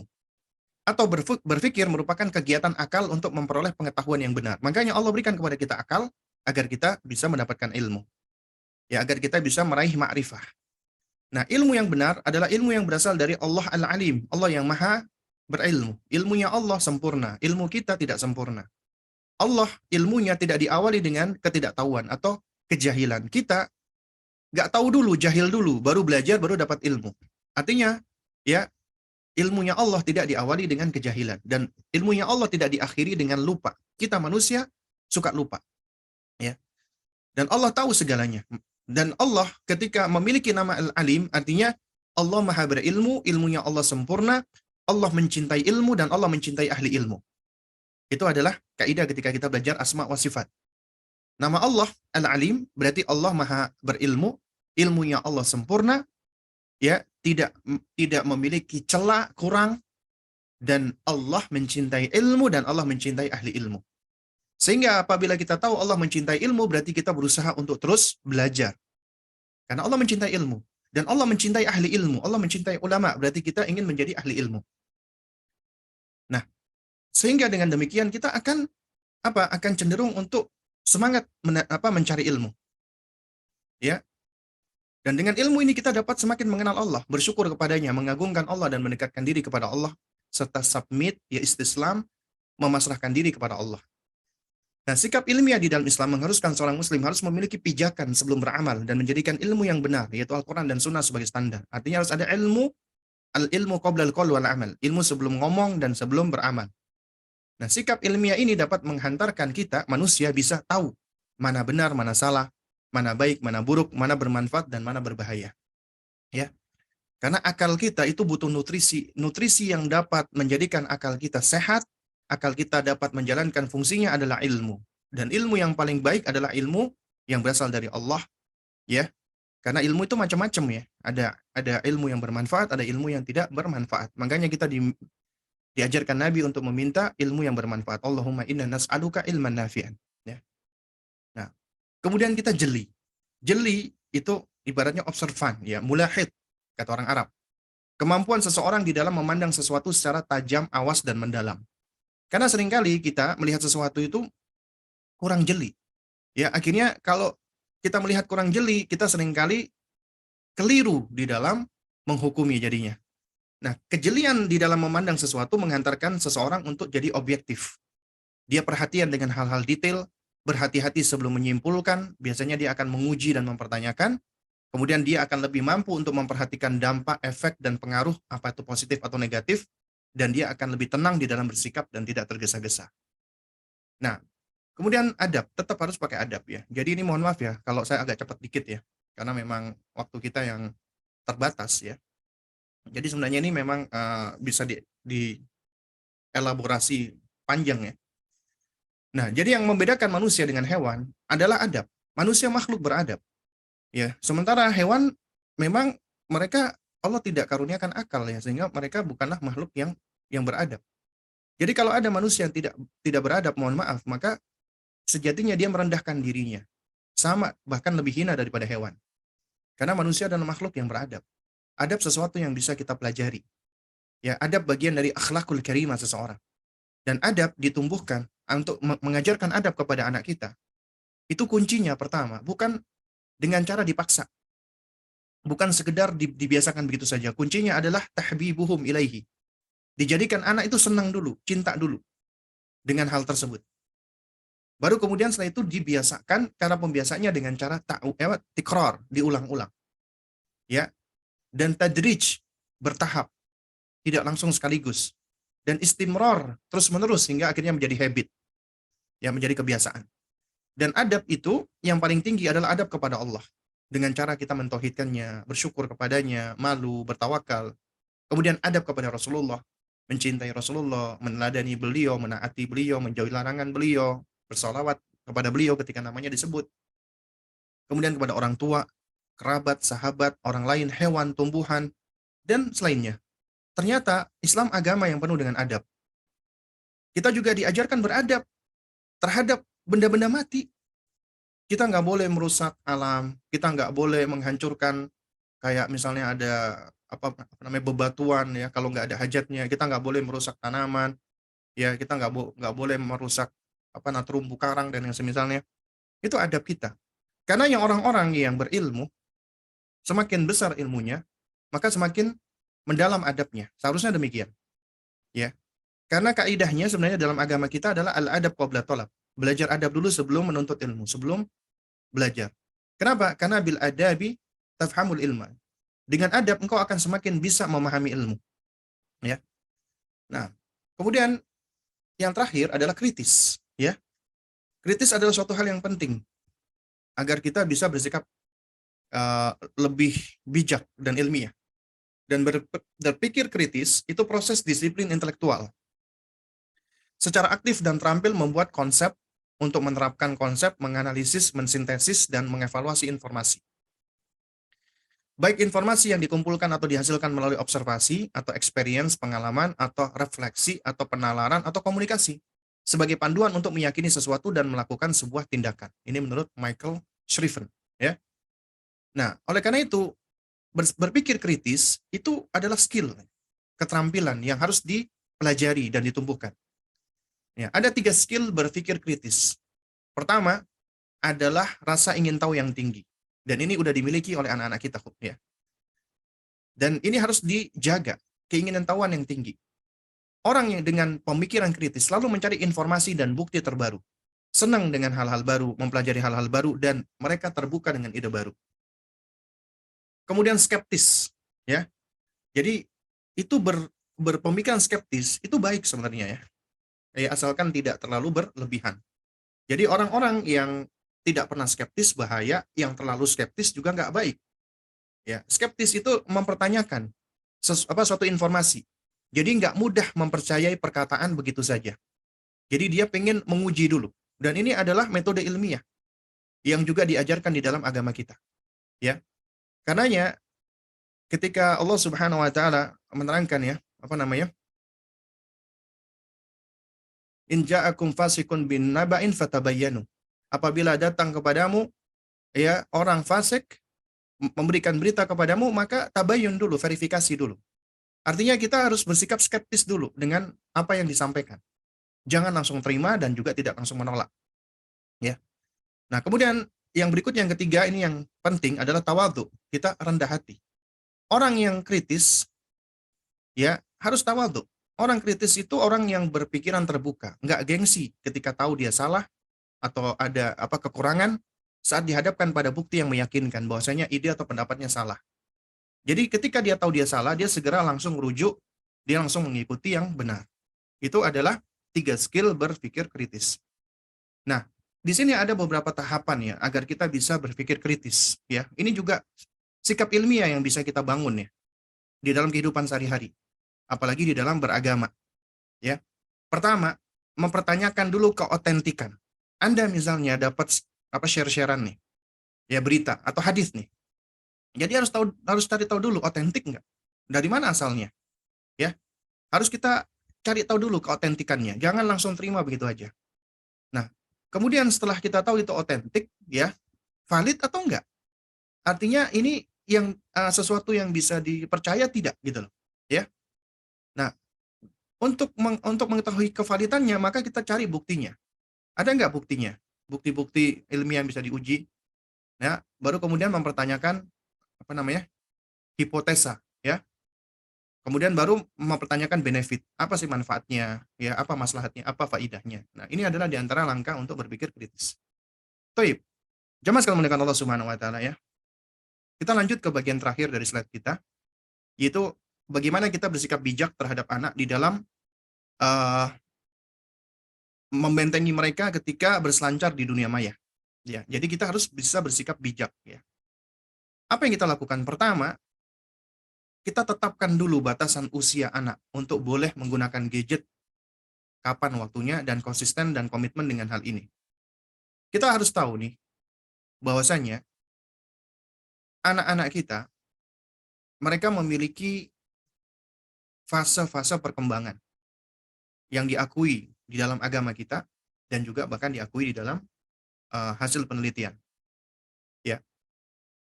Di 2 tahun masa kehidupan anak ya, usia sibyan bayi, dan juga ini perkuat dengan hasil rekomendasi dari Ikatan Pediatrik ya, dokter anak Amerika Serikat ketika mengeluarkan rekomendasi tentang screen time untuk anak di bawah 2 tahun adalah zero screen. Artinya jangan dipaparkan mereka dengan gadget atau gawai. Ya, jangan dipaparkan mereka dengan handphone, smartphone, tablet, termasuk televisi. Ya meskipun mungkin sulit bagi kita ya. Kalaupun seandainya mereka lihat, ya udah, tapi jangan dibiasakan dan jangan terus-terusan.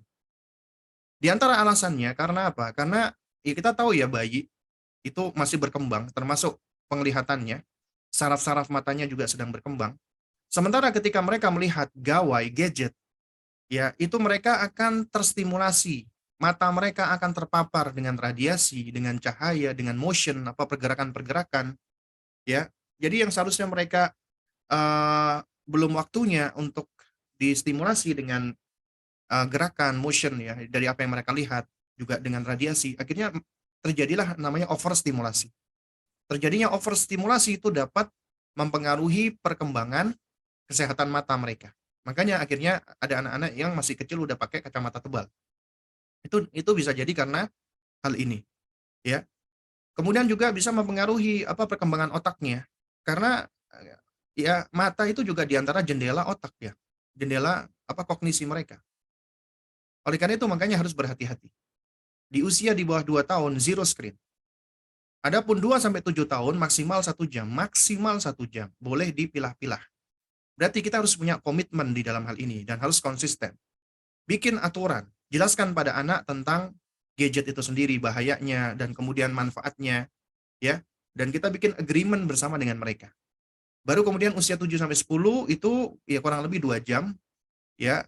Nah, kemudian baru setelah mereka balik, mereka sudah boleh diberikan gadget, dikasih. Ya, adapun sebelum 10 tahun atau sebelum balik jangan dikasih, tapi dipinjamkan.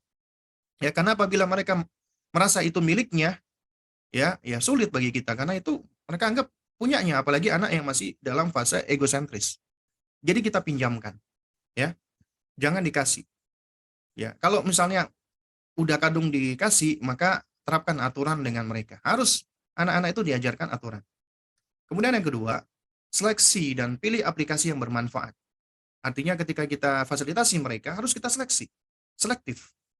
Cari yang bermanfaat. Buang aplikasi yang nggak bermanfaat atau bahkan berbahaya buat anak. Ya, ingat, anak di bawah 14 tahun nggak perlu bermedia sosial. Nggak perlu dibikinkan media sosial. Itu nggak ada manfaatnya. Bahkan juga belum waktunya diberi HP ya, kecuali dipinjamkan. Nah, oleh karena itu seleksi aplikasi yang memang bermanfaat, edukatif, dan menghibur. Memang ada manfaatnya.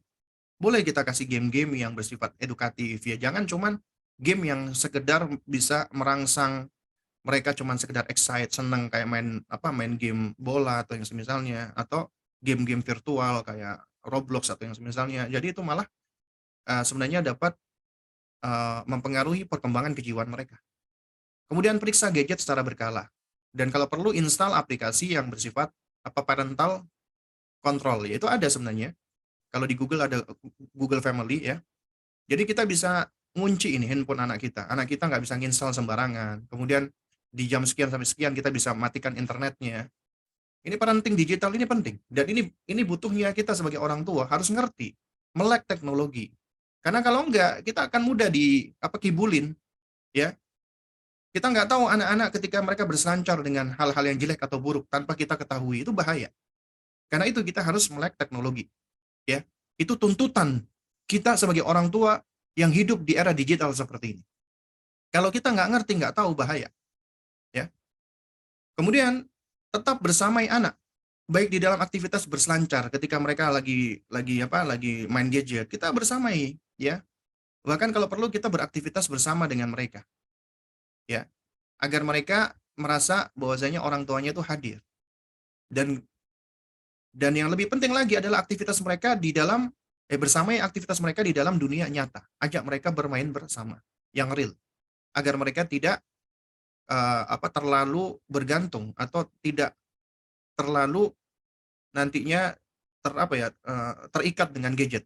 Akhirnya itu menjadikan adiktif bagi mereka. Tapi luangkan waktu. Jangan mencari waktu luang. Luangkan waktu dengan anak Anda. Mereka butuh dengan waktu Anda. Itu kuncinya sebenarnya. Kemudian ajarkan adab dalam penggunaan gadget. Ya, banyak adabnya ya. Dan ini juga sudah ada ini ya, tulisannya, esai atau bukunya ya, artikelnya sebenarnya. Ya, adab-adabnya itu banyak. Itu harus ajarkan adab tentang bermedia sosial. Kemudian juga kita jelaskan tentang bahaya-bahaya gadget pada anak-anak kita. Kejahatan seksual, kejahatan bullying, kejahatan-kejahatan yang lainnya. Itu kita ajarkan, ya. Jadi kita perlu mengajarkan mereka seperti ini untuk apa? Dalam rangka untuk melaksanakan kaidah dari ucapan seorang ulama, ya. Araftu syarra la li syarri walakin li tawaqqihi. Aku tahu keburukan bukan untuk melakukan keburukan, tapi untuk bisa membentengi diriku darinya. Karenanya para ulama, kita lihat di Imam Az-Zahabi misalnya, contoh. Nulis kitab judulnya Al-Kabair, ya. Koleksi kumpulan dosa-dosa besar. Kita mempelajari dosa-dosa besar yang disebutkan oleh para ulama bukan untuk mengamalkan, tapi agar kita tahu, kita kenal, ini dosa besar, ini bahaya, kita lebih mampu untuk meninggalkannya. Ya. Makanya tadi sebagaimana saya nukilkan ucapan Sayyiduna Umar radhiyallahu taala anhu, ya, yang mengatakan man lam ya'rifil jahiliyata yaqa fiha. Siapa yang enggak tahu tentang perkara jahiliyah, maka dia akan jatuh ke dalamnya. Karenanya kita harus tahu ini bahaya-bahayanya gadget ini apa, dan kemudian kita lindungi anak kita darinya. Kemudian terapkan nizam wa ihtimam, thawab wa iqab. Ya, yaitu aturan dan atensi, reward and punishment. Harus ada. Ini adalah bagian dari pendidikan. Kita harus berikan atensi dan berikan aturan. Orang tua yang cuma memberikan aturan, nggak diberikan atensi, anak akan cenderung tamarrud, memberontak. Orang tua yang hanya memberikan atensi, tidak diberikan aturan, anak akan menjadi faudo, kacau, chaos, nggak tahu aturan. Tapi anak yang diberikan nizam wa ihtimam, aturan dan atensi secara sekaligus bersamaan, anak akan jadi tahu aturan. Anak akan bisa bersikap yang respectful. Ya. Demikian pula berikan thawab wa iqab, reward and punishment. Juga termasuk targhib wa tarhib, ya, motivasi dan ancaman. Tapi kaidahnya untuk anak-anak usia dini, ya, adalah kita dahulukan untuk memberikan motivasi. Ya, jangan memperbanyak ancaman, tapi memperbanyak motivasi. Kita juga memberikan reward and punishment. Ya, punishment itu penting loh, perlu. Punishment itu bukan artinya hukuman fisik, bukan. Punishment itu macam-macam. Mulai dari Anda mendeli ya, Anda memicingkan mata, itu hukuman. Anda memutar wajah atau memalingkan wajah, itu hukuman. Anda membatasi sesuatu yang disukai oleh anak misalnya, ya, karena dia melakukan salah, kemudian kamu hari ini cuman boleh main handphone hanya setengah jam, biasanya 1 jam, itu hukuman, ya. Atau tidak memberikan apa yang disukai oleh anak misalnya, sebagai bentuk hukuman, boleh. Atau kita isolir, kita hajar selama beberapa waktu, itu boleh. Ya, kita abaikan anak, ya, selama beberapa waktu. Karena anak itu biasanya, ya, mereka butuh dengan perhatian orang tuanya. Ketika nggak diperhatikan, mereka gelisah biasanya. Ya. Nah, oleh karena itu makanya di dalam sebuah riwayat Nabi SAW ketika mendapati ada anggota keluarganya berdusta, Nabi hajar, Nabi diamkan, Nabi biarkan sampai dia merasa bahwasanya dirinya telah melakukan kesalahan. Ya. Nah, jadi ini adalah di antara cara-cara yang bisa kita lakukan untuk membentengi keluarga kita. Alhamdulillahilladzi bi ni'matihi tatimmus shalihat. Mungkin ini bisa saya sampaikan, untuk berikutnya saya serahkan kepada moderator kita. Nah, barakallahu fikum. Wafihukum barakallah Ustaz, jazakallahu khairan atas nasihat dan hikmah yang disampaikan. Masya Allah, kalau istilah anak sekarang ini mind blowing banget, membuka wawasan kita. Baik, langsung saja ke pertanyaan. Ini saya ambil dari chat Zoom. Ada beberapa pertanyaan, tapi saya ringkas jadi 2 pertanyaan saja Ustadz. Kurang lebih isinya sama. Yang pertama tadi sebenarnya terkait dengan apakah anak-anak boleh diberikan gadget sendiri. Tadi di slide Ustadz sudah disebutkan sebaiknya umur 14 tahun ke bawah sebaiknya tidak diberikan HP, ya, tidak diberikan gadget. Mungkin nanti bisa ditambahkan lagi Ustadz elaborasinya, terutama jika di sekolah anak-anak tersebut ada teman-teman yang memakai HP, kemudian diskusinya adalah seputar konten di HP itu, jadi anak merasa tertinggal. Yang kedua, bagaimana cara mendampingi anak tanpa memberikan gadget, khususnya bagi ummahat yang alhamdulillah dikaruniai anak yang banyak gitu Ustadz. Yang ketiga, ada yang meminta sumber informasi atau komunitas yang bisa memberikan informasi tentang bahaya media sosial khususnya, yang mungkin bisa diikuti oleh ummahat wa akhwat di sini.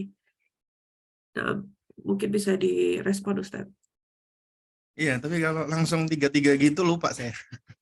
Nah, Maaf, apa Ustadz? Baik, yang pertama terkait dengan pemberian gadget Ustadz. Tadi sebenarnya sudah dibahas melalui slide bahwa anak di bawah usia 14 tahun tidak diberikan gadget. Tapi kemudian ada ummahat yang bertanya, jika di sekolah ada teman-temannya yang membawa HP atau mempunyai HP, sehingga diskusi sehari-hari itu tentang konten di gadget tersebut, sehingga si anak merasa tertinggal, sehingga meminta HP ke orang tuanya. Bagaimana nasihat Ustadz? nah, toyib ya. Jadi yang perlu kita pahami bersama ya, kita ini harus membangun ini dulu ya, paradigma, mindset ya. Yang pertama adalah gadget atau gawai, ya sebagaimana telah saya sampaikan tadi, itu adalah suatu hal yang asalnya mubah, boleh-boleh saja, asalkan dipergunakan sebagaimana mestinya. Ya.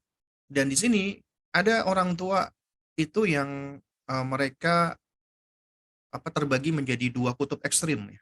Yang pertama, orang tua yang terlalu permisif, ya. Jadi memfasilitasi anak dengan gadget atau gawai sehingga akhirnya anak tenggelam dengan gadget atau gawainya, dan ini berbahaya. Yang kedua, orang tua yang terlalu strict dan kaku.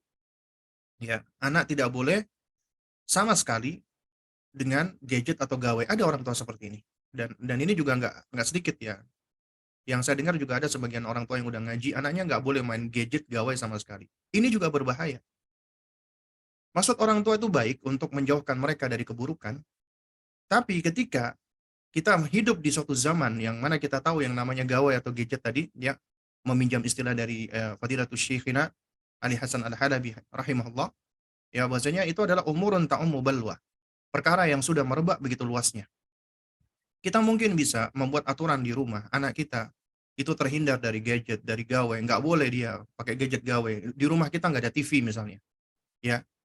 misalnya. Tapi di luar rumah, itu kita udah nggak bisa lagi memonitor mereka selalu, nggak bisa.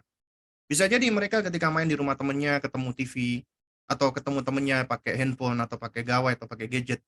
Dan itu adalah suatu hal yang ketika mereka nggak tahu itu akan menjadi suatu hal yang super excited bagi mereka. Ya, nah sementara orang tua cenderung melarang, ketika di luar dia itu merasakan ini suatu hal yang sangat excited banget, itu malah bahaya. Yang terjadi adalah apa? Mereka akan diam-diam ya, atau mereka sembunyi-sembunyi. Kemudian bahayanya lagi adalah mereka nggak punya pijakan-pijakan gitu loh. Kenapa? Karena orang tuanya melarang secara mutlak. Yang bijak adalah orang tua yang memfasilitasi gawai atau gadget tapi dengan aturan. Ya, dengan aturan, dengan pijakan, dengan pondasi. Sehingga anak akan tahu gawai gadget itu fungsinya untuk apa, dan kita udah jelaskan bahaya-bahayanya. Ya. Nah, ini yang benar seperti ini. Nah, kemudian apabila misalnya di sekolah ada teman-temannya bawa handphone misalnya, ya itu adalah bagaimana kita sebagai orang tua penting untuk membangun kelekatan diri kita, orang tua dengan anak. Karena apabila kita berusaha terus untuk membangun kelekatan anak kita, ya, maksudnya kelekatan diri kita dengan anak kita, maka yang namanya gawai atau gadget itu adalah bukan suatu hal yang yang bisa menjadi penghalang ya, asalkan kita terus berusaha untuk membangun kelekatan. Kenapa? Karena gawai atau gadget itu bisa menjadi penghalang ya, untuk umumnya orang tua bisa menjadi penghalang attachment atau bonding. Ya, dengan adanya gawai atau gadget. Nah, tapi kalau misalnya kita udah berikan pijakan-pijakan, kita udah mendidik mereka ya tentang gawai atau gadget, misalnya, "Kamu nak, boleh pakai handphone ya, tapi ya kamu pinjam ke Abi, pinjam ke Umi ya. Jadi artinya kayak Umi sama sama Abi mengizinkan kamu untuk mempergunakan, tapi kamu gunakan harus jelas untuk apa ya." Intinya kita harus menunjukkan kita itu eee, peduli dengan mereka. Ketika mereka pun main game, bukan artinya kita larang secara mutlak, itu juga nggak bijak ya. Kenapa? Karena ketika kita larang secara mutlak, pada saat mereka ketemu temennya, ya, kemudian mereka main-main game, ya, kemudian mereka mencoba excite, itu akan sulit bagi bagi kita. Jadi mereka akan cenderung untuk apa? Untuk kayak memberontak gitu loh. Kenapa? Karena kita cenderung terlalu mengekang mereka, dan umumnya manusia ketika dikekang, mereka itu akan berusaha untuk melepaskan dirinya.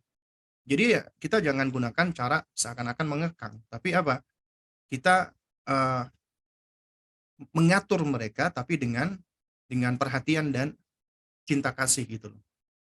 Nah, jadi boleh kita fasilitasi, misalnya ketika dia lagi ngobrol sama temennya tentang hal-hal ini, itu makanya di antara cara mendidik itu kita harus juga menjadi sahabat dengan mereka.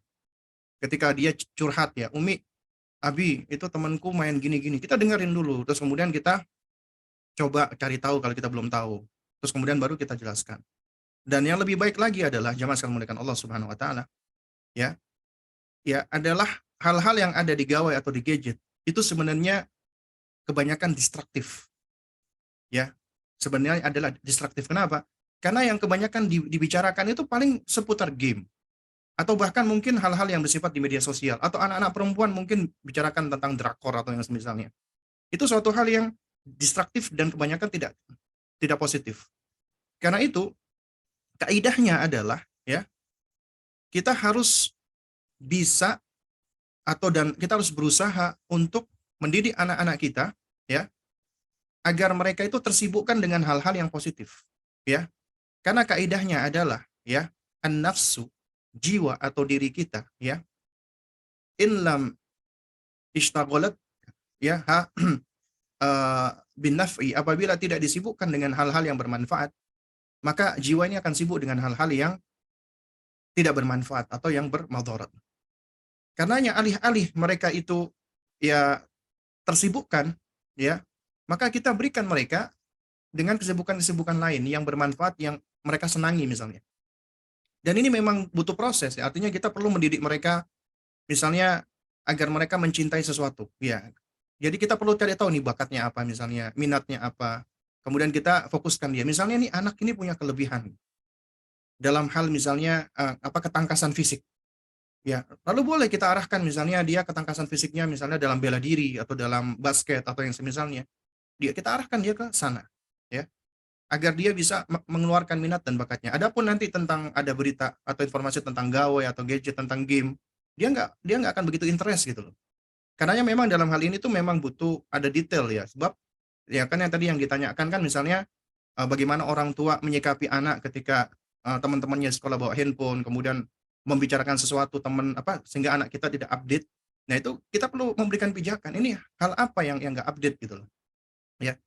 Jadi ya ala kulihal ya, suatu hal yang patut kita pahami bersama adalah ketika anak kita berada di sekolah, mereka punya teman, maka ketahuilah Anda sebagai orang tua harus juga bisa menjadi teman bagi mereka.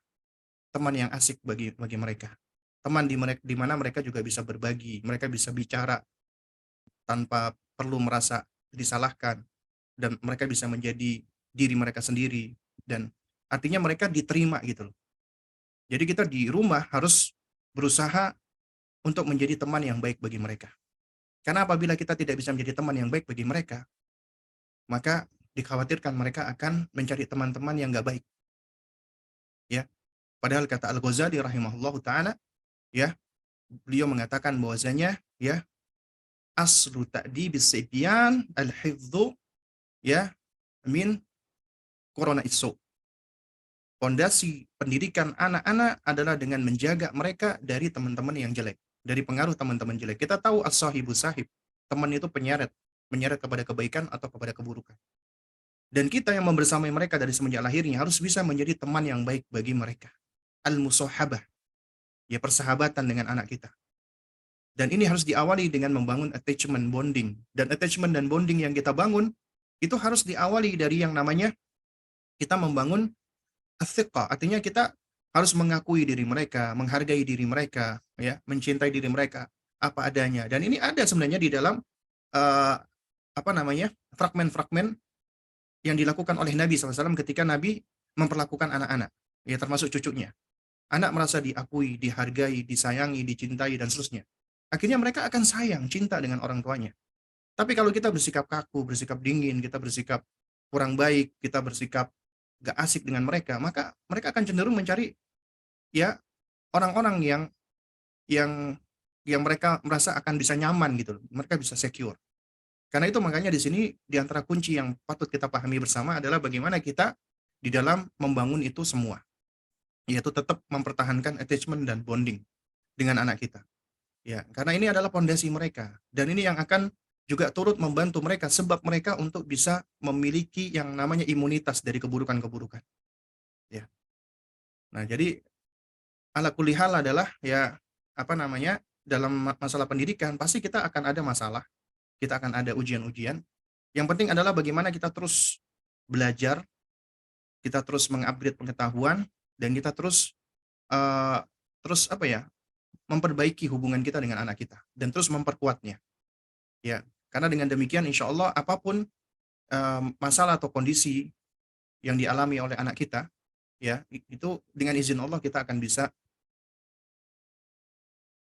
menyelesaikannya insya Allah Taala. Nah, ya wallah alam bissawab. Nah, baik. Jazakallahu khairan, Ustadz. Pertanyaan selanjutnya, Ustadz, terkait tadi yang sudah disinggung tentang digital literasi, ada pertanyaan, kadang-kadang orang tua itu sudah tahu apa dampak negatif dari gadget atau gawai digital, tapi untuk aplikasinya ternyata masih kosong gitu atau masih kurang. Apakah ada masukan sumber informasi berupa buku atau website atau komunitas bagi ummahat wa akhwat di sini tentang bahaya media sosial atau gadget digital secara umum, Ustaz? Nah, thayyib ya, barakallahu fik ya. Jadi kalau kita perhatikan ya, bahaya-bahaya dunia maya itu suatu hal yang nyata. Ya, artinya kita pun seandainya tidak perlu apa ya maksudnya sampai harus mencari ya secara detail, itu kita udah tahu bahayanya gitu loh. Ya, bukan artinya kita nggak ini ya tidak perlu ya. Jadi kita juga perlu untuk mengupgrade pengetahuan kita tentang detail-detail dari bahaya tersebut. Nah, cuman yang saya sampaikan adalah ya memang kita berada di dunia, maksud saya di zaman yang fitnahnya luar biasa dahsyat. Ya, terutama di era digital seperti ini. Dan di dalam kondisi-kondisi seperti ini, itu memang kita seringkali dihadapi dengan masalah-masalah yang kita mungkin banyak kurangnya gitu ya. Kita misalnya udah berusaha, udah belajar, tapi ternyata kok masih banyak yang bolong gitu kan. Ya, itu adalah bagian dari apa ya, dari sifat kemanusiaan kita gitu loh. Karena kita memang nggak sempurna. Dan inilah yang seharusnya selalu mendorong kita, menghasung kita untuk terus belajar, untuk terus menuntut ilmu, untuk terus mengupgrade pengetahuan kita, untuk tidak apa namanya stagnan ya. Kita menerima kondisi kita, ya udah memang saya orangnya seperti ini enggak, tapi kita terus belajar. Dalam rangka apa? Untuk melaksanakan firman Allah Subhanahu wa taala At-Tahrim ayat 6 ya, "Qu anfusakum wa ahlikum nar." Jagalah dirimu dan keluargamu dari siksa neraka. Dengan berbagai macam keterbatasan yang kita miliki. Tapi ingat, Allah Subhanahu wa taala ya, ketika memberikan anak kepada Anda, Allah amanatkan anak kepada Anda, Allah udah berikan kemampuan kepada Anda. Yakini itu. Allah berikan kemampuan.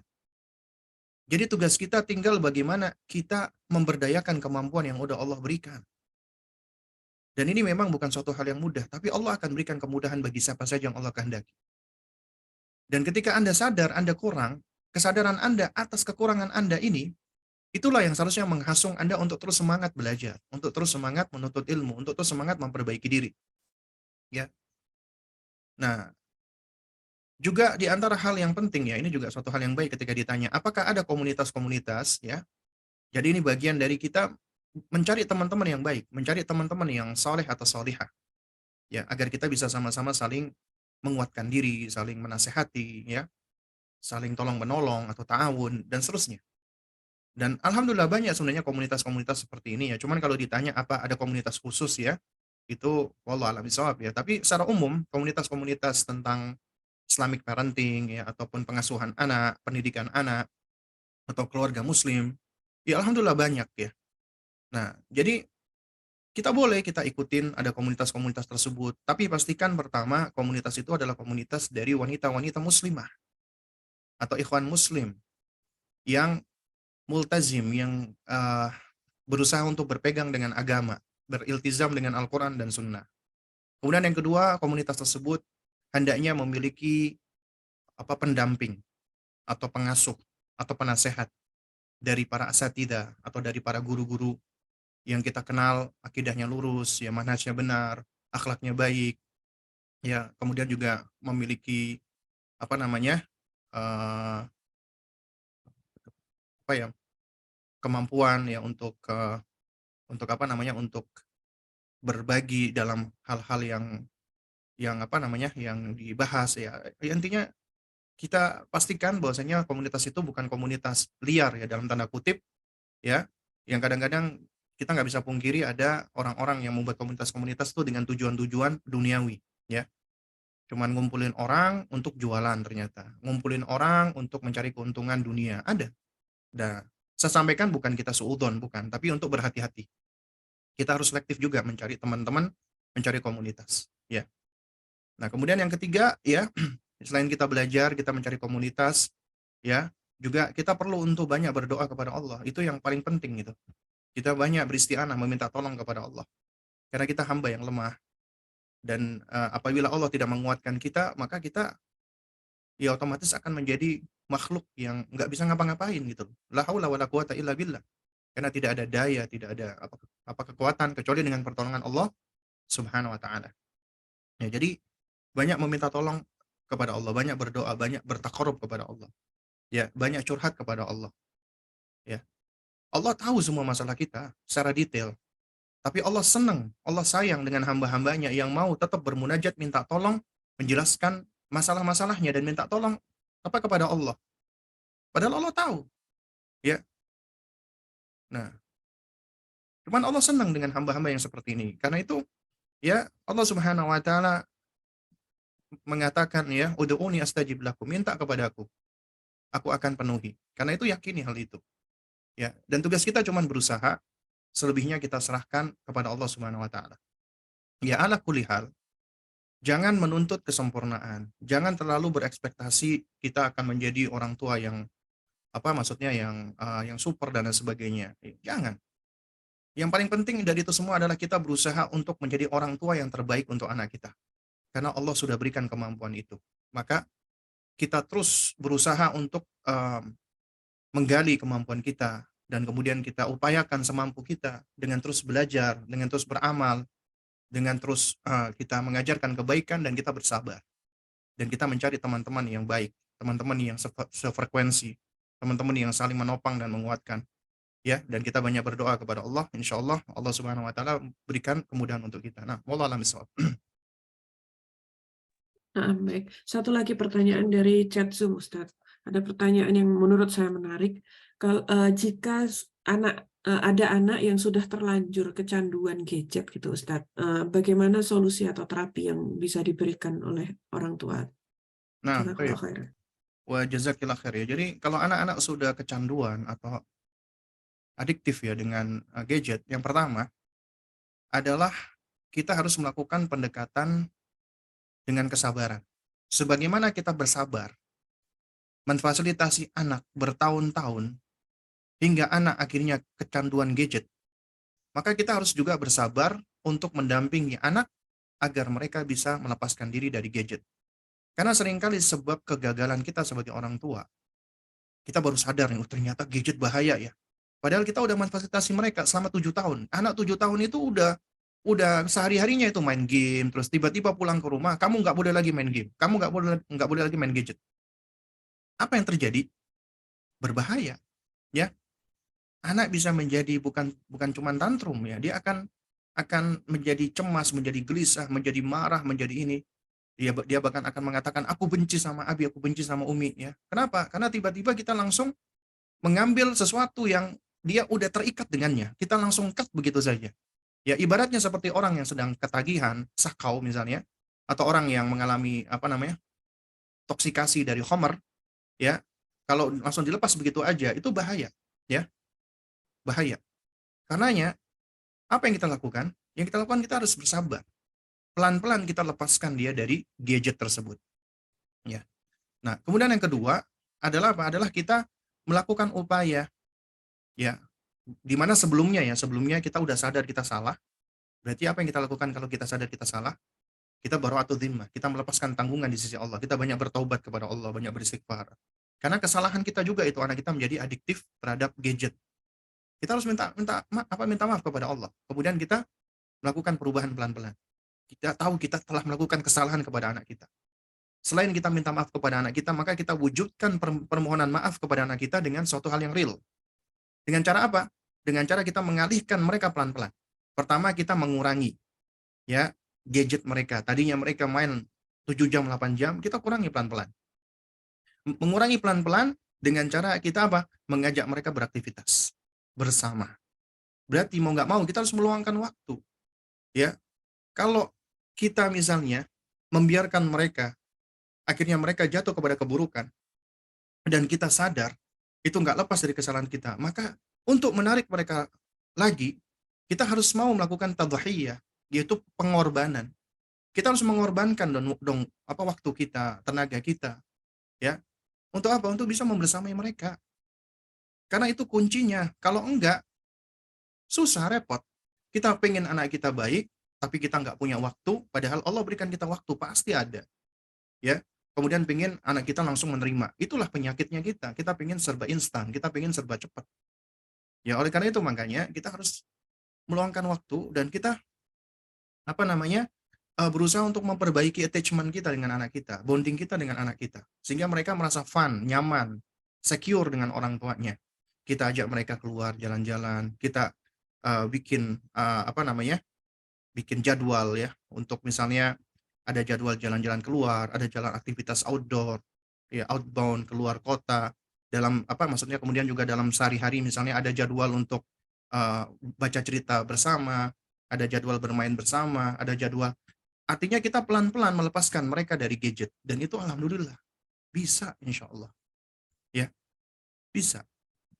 Jadi manusia itu ketika dia sudah punya ketertarikan dan keikatan dengan sesuatu, itu bisa dilepaskan. Tapi pelan-pelan. Ya.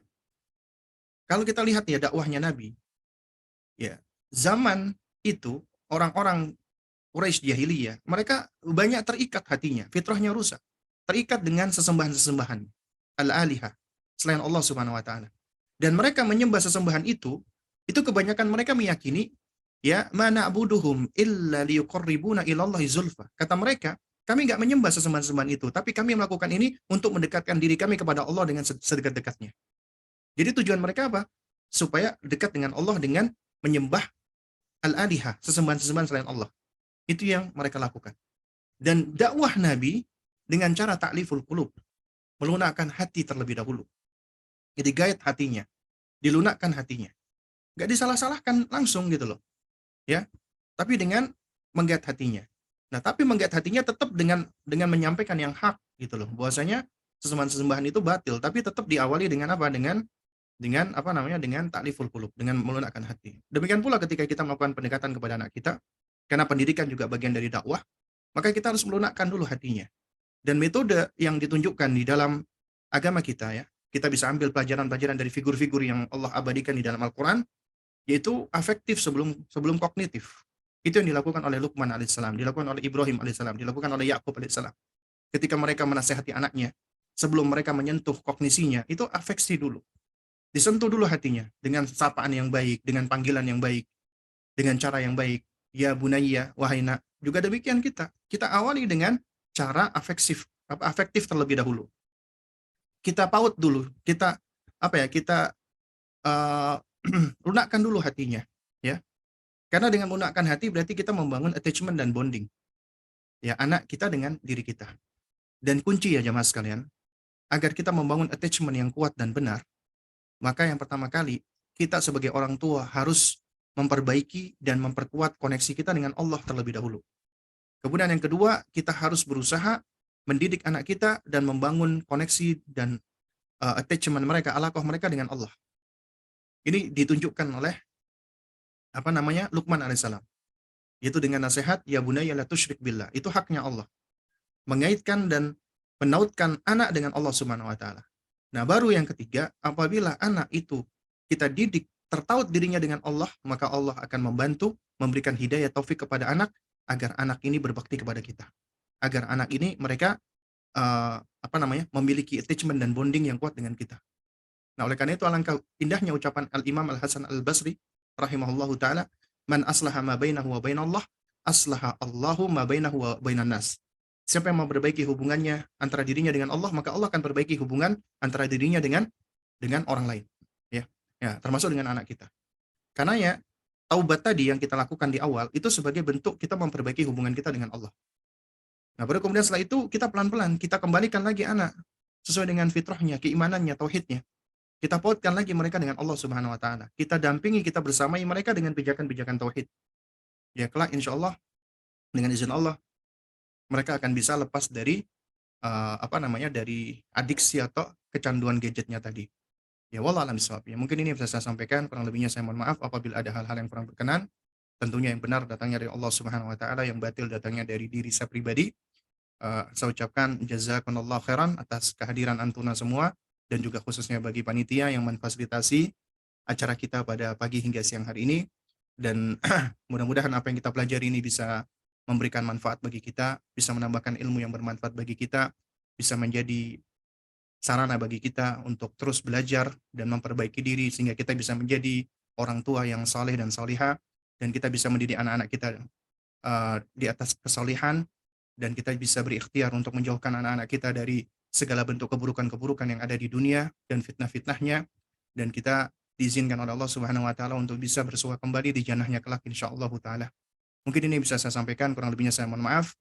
Untuk penutup waktu dan tempat saya serahkan kembali kepada moderator kita. Nah, Insyaallah, amin amin ya rabbal alamin atas doanya Ustadz.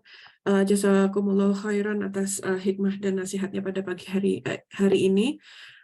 Semoga bermanfaat ilmu dan apa yang disampaikan Ustadz tadi untuk kita semua.